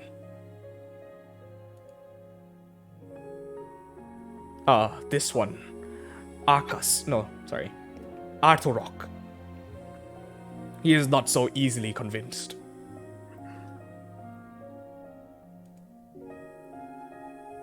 And if time has been kind, and he still functions guarding over Uxalion, then let us hope that he does not incinerate you at first sight. Well, many have tried, none have succeeded. So, I'll figure it out. If possible, try to reason. Overcome with strength if need be. But Archerok is a worthy companion to have. You will see as soon as you lay your eyes upon him. Alright, if you're Archie, what do we call him? He has a name, no? Yeah, but like a fun nickname. We already have like you're both Arch. Like it's. Do we need to nickname him? I don't think we need to nickname him. Archie, do you like Alright, Archie? the lion on the horse is leaving. We have to go. Archie is a fine name, but I will meet you back at Melor, masters. Do please Xavier take has care that of look yourselves. taking a step back, like, see? Just saying. And the metallic bolt, like, sort of air steps into the sky and flies off. You begin to follow Athos. Oh, by the way, he's introduced himself as Revel Athos, but through tongues, the word Revel is sort of like a term in Leonin for knight. It's kind of weird. It's not quite knight, not quite warrior, but somewhere in the middle. Okay. Yeah, basically. How long does tongues last? An hour. An hour. Okay. We'll have to recast it when we get close then. Good point, Joe. Let's actually go to break for about 5 minutes and come back, maybe for another hour or so afterwards. We'll see how far we get. Okie dokie. Let's go to a quick 5, maybe 10-minute break, since it's been going on quite long. Okay, and we'll see you back here in 10 minutes. Be right back. Be right back.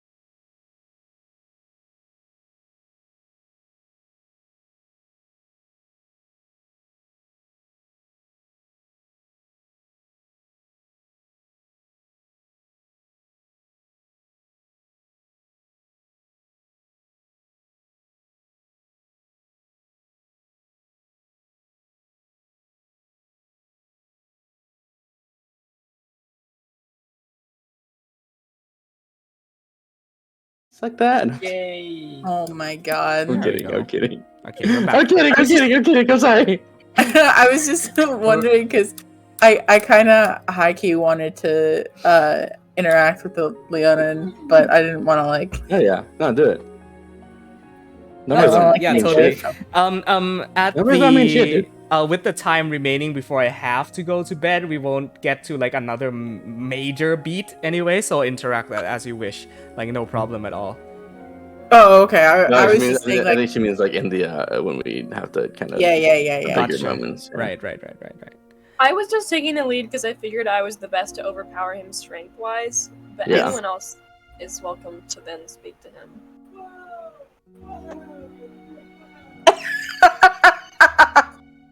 just heard background. That was somebody beautiful. going like, Was that your brother? "Whoa."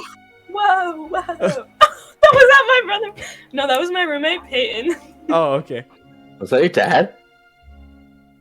Yeah, they're both here with me at college. Yes. Alrighty. So, progressing onwards, the Revel Athos, on top of his very large warhorse, journeys on forward through the savanna plains of the Savistrash Trikonimakri region until about, we'll say, the journey overall takes 4-5 hours. It's a 5-hour march. Within that time, is there anything you would like to do or have done within the party? We'll say that you reach the village by nightfall, but in between there, is there anything anyone wants to do? I just wanted to clarify: are we bringing Rexamar with us, or have we left Rexamar at the foot of the mountain? He fit. He can definitely. It's a question of, do you want him along?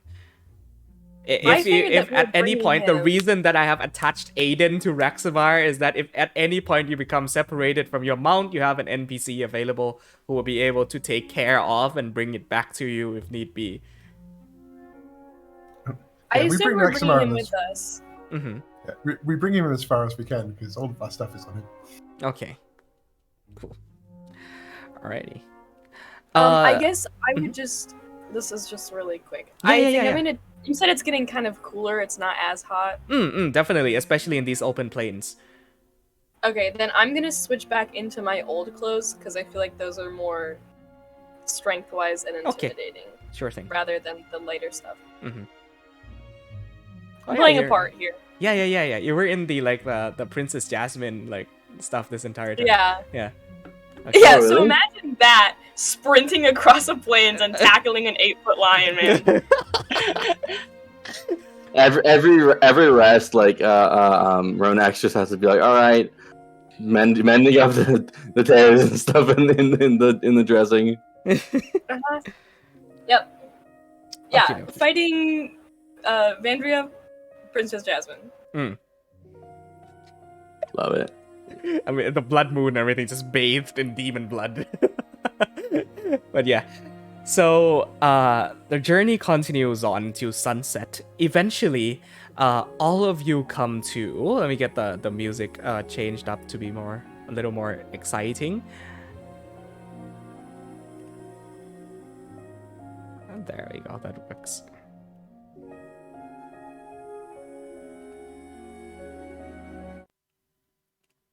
So, as you crest over a hill, following through the pathways within the cliffs and mountains in the flat plains itself, you come to a descent that leads downwards, and ahead of you, you see bright, roaring flames from torchlight, and the peaks of a few tent houses. As you now look over and see before you a village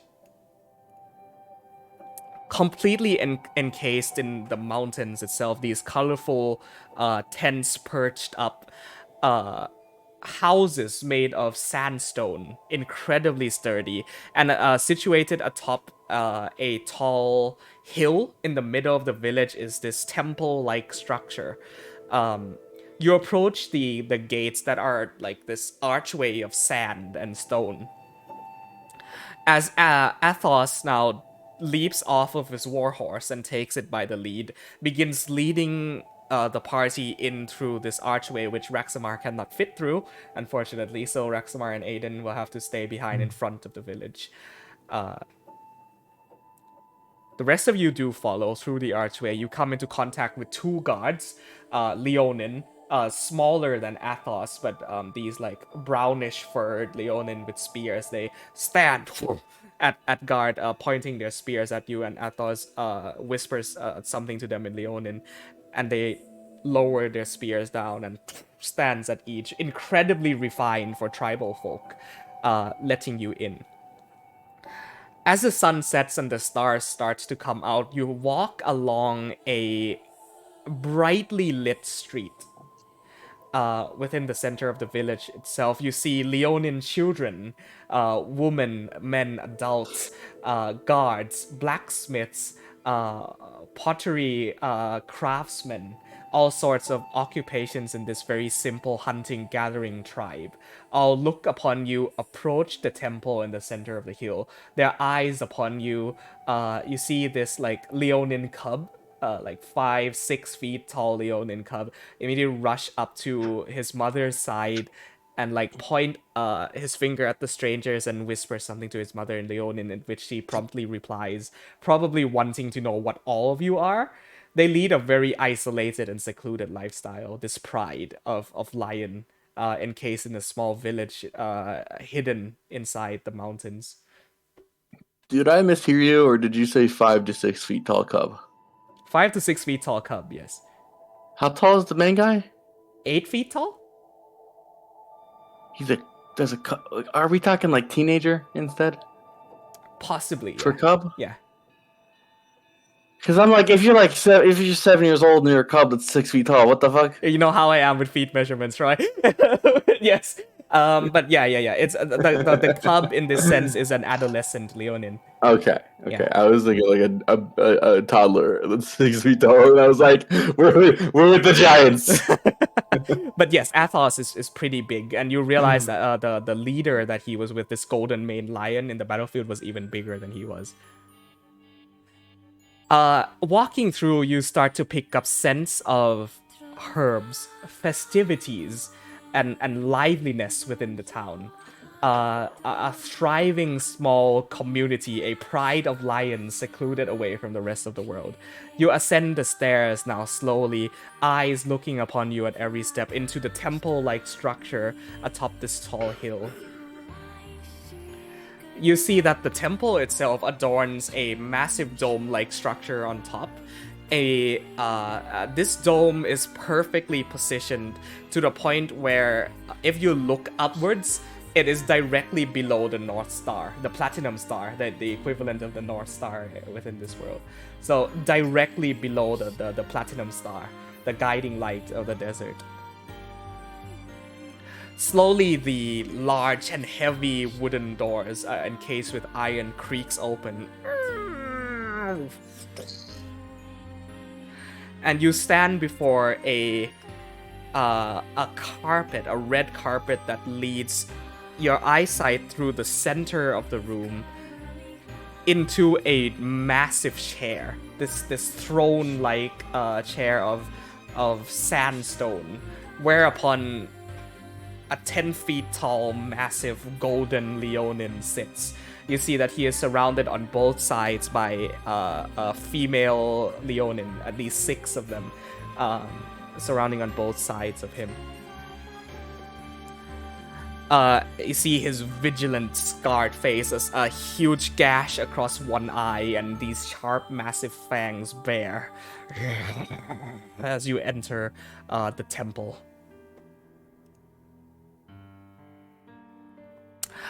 One second.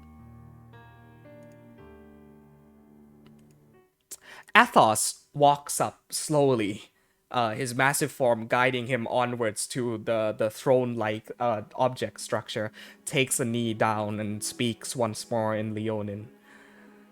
Shehachivi, Dotul Esku, Snila, Sisura, Imarnalos. the golden Leonin sitting atop the throne just leans on his own hands, cracks his fingers loudly, gets up off the throne, and walks with thumping footsteps, this air of authority surrounding him, reaching before the crouching down Athos. As he says a word, presumably meaning stand up, he says, Vascos. His voice booming across the interior of the temple. Athos stands up to face this Leonin, slightly taller than himself. A moment of silence goes by as sparks fly between the eyes of the two of them. And then suddenly, whack! A fist flies towards his face and knocks a fang flying across the floor along with blood. Athos scrambles to the floor, beaten in one punch. Standing before the damaged Leonin before him, who now looks more like a cub than an actual lion, the leader, the Shehachivi, this I suppose pack leader, stands tall before the rest of you and speaks in a sort of broken common towards the rest of you. Visitors from the outside. For what purpose have you brought our weekly night back to us?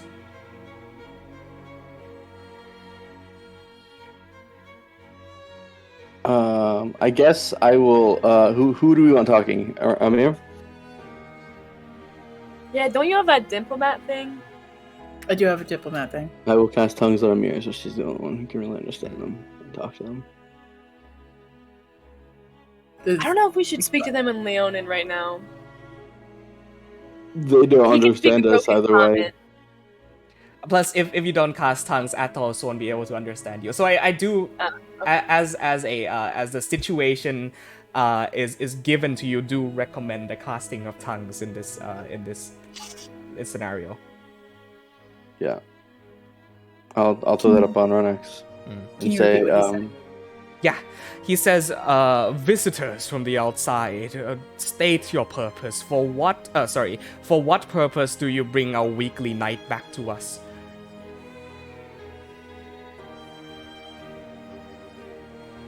What were you gonna say, Roy? As we're walking up, Xavier just kind of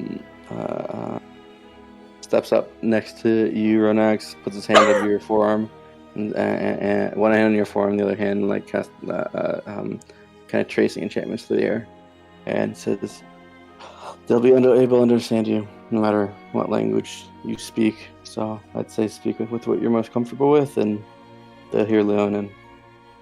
But you got this." And then take a step back.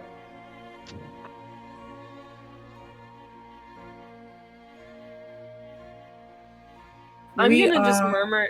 I'm sorry, really quick to Runex. If it looks like he's gonna hit you, just get behind me. If he hits me, I'll let him. It's fine. She's smiling at you.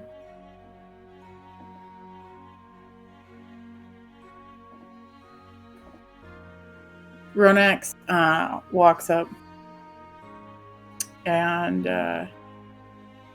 looks this Leonin in the eye. He meets your gaze, crossed arm, looking down his nose at you. The closer up you get, you see his exposed chest covered with battle scars.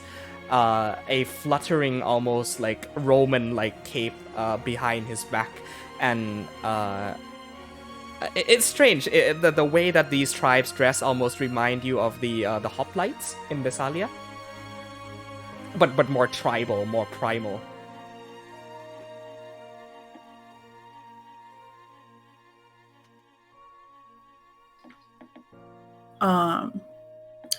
She says, "Our purpose here is to collect the demon that resides within your mountains."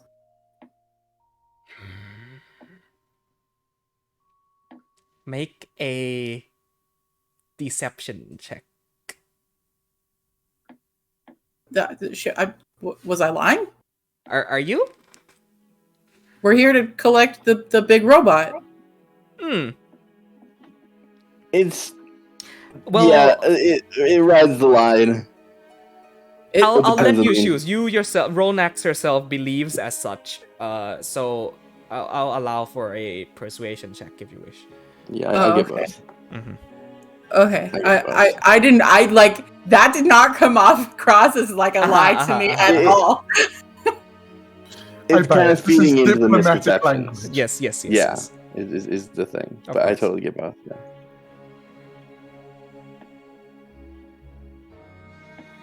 Persuasion. Yes.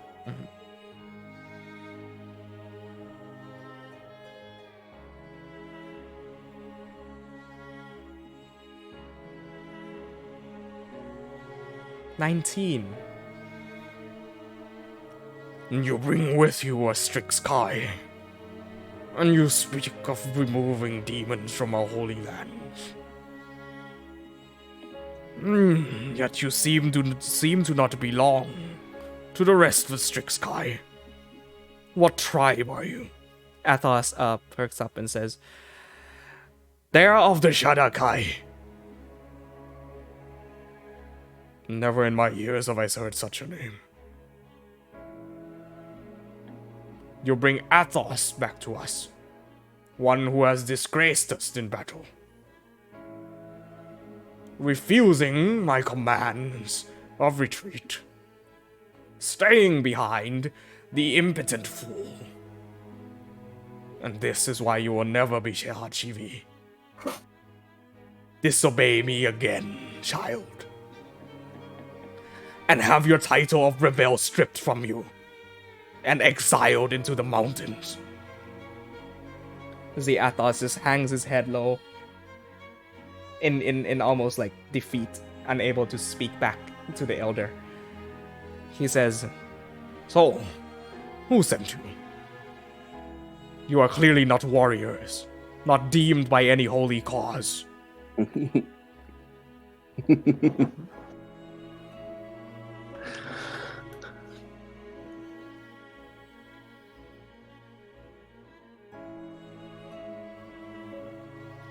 At this, Ronax pauses for a moment.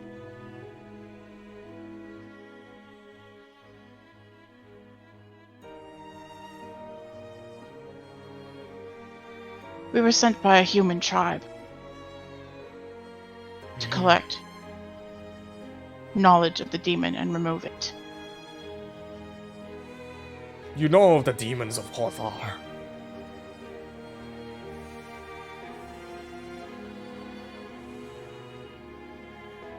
We've already collected many of them to remove from your lands. You see, he leans back a bit, his posture relaxing. And you say that one exists within the holy mountain of Savitrash. Yes. So you have come all this way to ask me permission to ascend the mountain, is that it?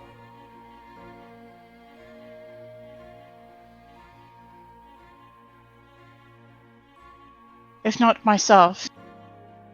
And she brings her hand to the tent. Then at the very least a warrior worthy. With one glance, he looks at you and makes eye contact. Makes eye contact with you, makes eye contact with Athos, and immediately realizes what has happened. You see, he turns backwards and starts walking back towards his throne and says, "You bested a Revel, a lowly knight. That honor doesn't strike me as true strength, no. Prove to me that you are deemed worthy of the sacrifice of our forefathers and ancestors to walk among the stars of Sarithrash Peak, to be bathed in its northern lights and legacy, to ascend the temple of the Platinum Star. Show me that you have what it takes. And should you do, be worthy, ascend to the top of Kothar Valley. Remove the demon. Then perhaps you may have more worth than you let on. But for now, the Dustadur approaches, and he claps his hands twice. War drums sound out in response to this, and he says, "Tonight, we celebrate the arrival of new guests. You are to prove your worth. Best, our strongest warrior in combat. Do so, and I allow you permission to enter the land of our sacred forefathers. Tonight, under the watchful eye of the Platinum Star, our guiding light, you are to best, the most elite, the strongest revel we have to offer. Do so when we feast, and send you on your way atop the mountain. To do as you are instructed, and remove the demon from our lands. Accompany me, tribe of Chadakai, to the festival grounds." And he begins walking. His red cape flutters as he exits the very large door. People have lined up in front of the temple, taken a knee down, bowing to this massive figure, and says, he shouts out in Leonin, you all hear, "Prepare the right, the Dustadur. We have with us challengers." What? I didn't hear what you said, Roy. Ronak hears that. We all hear. Yeah. "Prepare the right, the Dustadur. We have a challenger." As he does that, we look to you and go, "Hey, so sounds like it went well. What happened?" One of us will be fighting. I push the pen forward and go, "Good." He looked at me a lot. Please say it's me. I believe it is our choosing. Oh, well, I mean, anybody could do it. Yeah, I guess Maybe, we'll have Ness do it, huh? Yeah, What now? sure. I think at this point, when he's walking out, Ronak says this, and then she goes to follow him. You see, he yells out, "Fetch me Kernith. Today, under the light of the stars, let it be known who is the strongest among us. Only those whose strength prove worthy may enter the sacred land. Light the flames. May the rite of Dustadur commence." And you hear just across the whole village, dum dum dum dum dum dum dum dum dum dum dum, almost like this war drum beating into rhythm as the whole village now moves, the flickering flames amidst moonlight and stars, as a battleground is prepared. He leads you to an almost Colosseum-like structure, whereupon he says, "The rest of you, take seats and witness. Send forth your strongest warrior, and let them be tested." I think at that's when Ronax nods to Nepenthe. Slowly Do you you want to are... Sorry, go ahead. If you want to fight, now's the time. I always want to fight. Cracks her knuckles. Let's go. Awesome. I am gonna cast Aid on. Oh yes, we can buff. And also because why not? Me and who's got low HP, Xavier. because it's 3 people. Mhm. Can you send it in the chat just so I can see what it does again? I'm going to use haste on her. Ooh, okay. Is haste something that like would not be noticeable? I'm trying to think of like not noticeable buffs. Well, the only one who knows how I fight is that guy who just got clocked. That's fair. I was gonna say Ash, the glove kind of on Xavier's arm burns the ash as he waves it in front of you and depicts the image of what's it called? The 2 of them on the boat after we fought the hellhounds of putting memories into the bottle for you. And then with that, he's going to give you an inspiration as well as a gift of alacrity. So you got to do to initiative. I look to what's his name? The leader. The leader introduced himself as Shehad Shivi. He isn't given his name. Shehad Shivi seems to be more of a title than anything else. Chad TV. We have rituals of our own. I hope they are sufficient. Then may they be conducted. Once ready, open the gates and send your strongest warrior through. In the middle of the blazing flames of the right the dusted war, let it be judged. And let them battle. To the death if need be. Forefathers judge the strength and the will. And if deemed worthy, then we shall see what happens. He ascends these stairs and goes up towards a similar, smaller throne-like chair atop the fighting pits. And you see now people within the village start to gather and surround this fighting pit like viewers on the Colosseum. You are led after finishing buffs on Nepenthe up to your seats and chairs sat down. Nepenthe, you are led into a very dark hallway. And you see within this lightless corridor some semblances of light peeking through from ahead of you. Iron gates with 2 guards standing by chains. Let us get some... Yeah? Sorry, just really quick before I would have left, after this guy said to the death, and Ronax sort of translated it back for us. Yeah, I was gonna say. I'm just gonna hand over my bag, and actually that necklace of memories as well. I'm gonna hand it to Xavier and say, well, you said to the death, but can't kill something that doesn't breathe, right? See ya. Just so ready to go fight. Well, and so that the fight isn't boring in terms of conversation, I'll have thrown tongues on you as well. Okay. Just so you can not have to go, alright, he's roaring at me.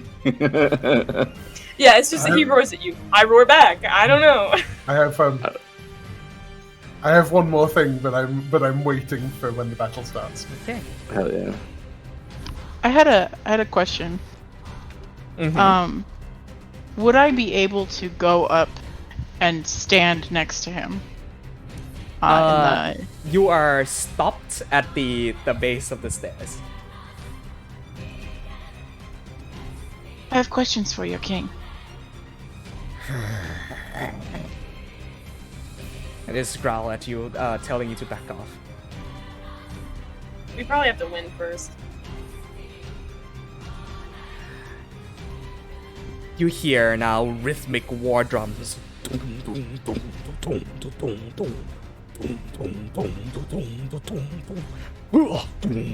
War horns ring out. The village cheers loudly, their arms raised up towards the stars and the sky. The iron gates slowly lift. as you hear the loud booming voice of the Shahachibi exclaim out to the village. Citizens, daughters, brothers, sisters, tribe, warriors, knights, and children.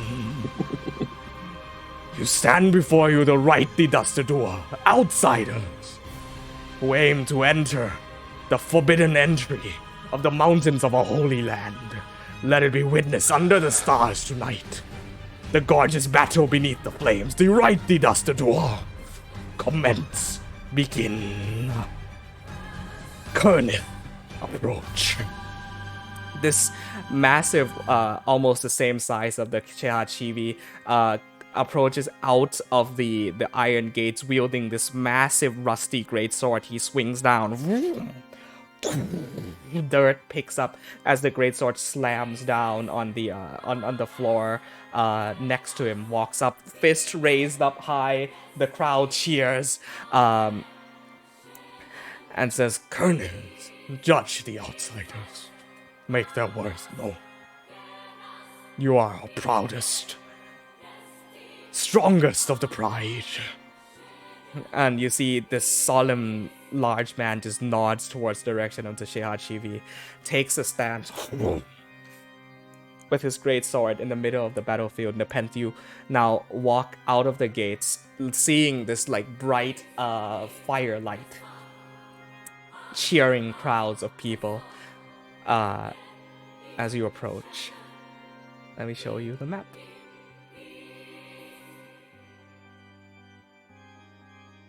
Fighting pits, where are you? There you are. There you go. Drag yourself down right there if you don't mind, Nepenthe. Are we running this today? You'll see. Do it. Kernith, this massive Leonin, shouts towards your direction, Nepenthe. State your name, warrior. I am Kernith Ira of the Savitrash tribe, strongest of the Revel.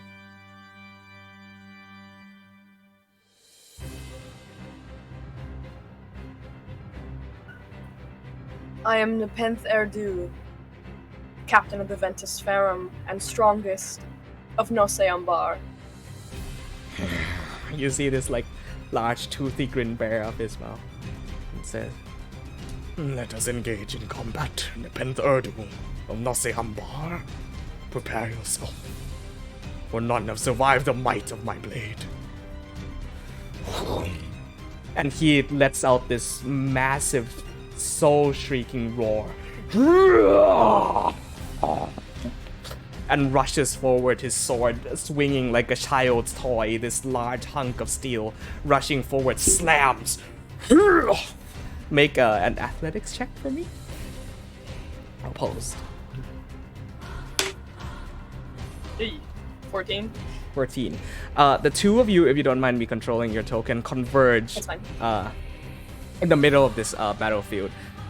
The swords clash. His massive greatsword pushes you back for but a moment. You take hold of Giant Slayer and push forwards. He steps back a few feet, and you see the smiling, smug expression now turns into a serious baring of the teeth. He says, "Shahachibi, allow me to use my full strength for the fight ahead of me." The Shahachibi says, "Allowed. Colonel, demolish them." And as he rushes forward, the camera, the last thing is like the camera is standing there, the great sword slashes down as it cuts to black. That's where we'll end tonight's session. I was like, camera, what? I know that you guys are just gonna be sitting there the whole time, but this is the best day of my life. I'm so excited. Yeah, sorry the last part that dragged on a little bit. I was trying to like ad lib. But yeah, so we pick up in 2 weeks after I come back from vacation with the trial the Dustador. Cool. Thank you those for joining us on stream. We will see you guys in 2 weeks. No session next week. Bye bye. Bye, stream. Hey. Bye.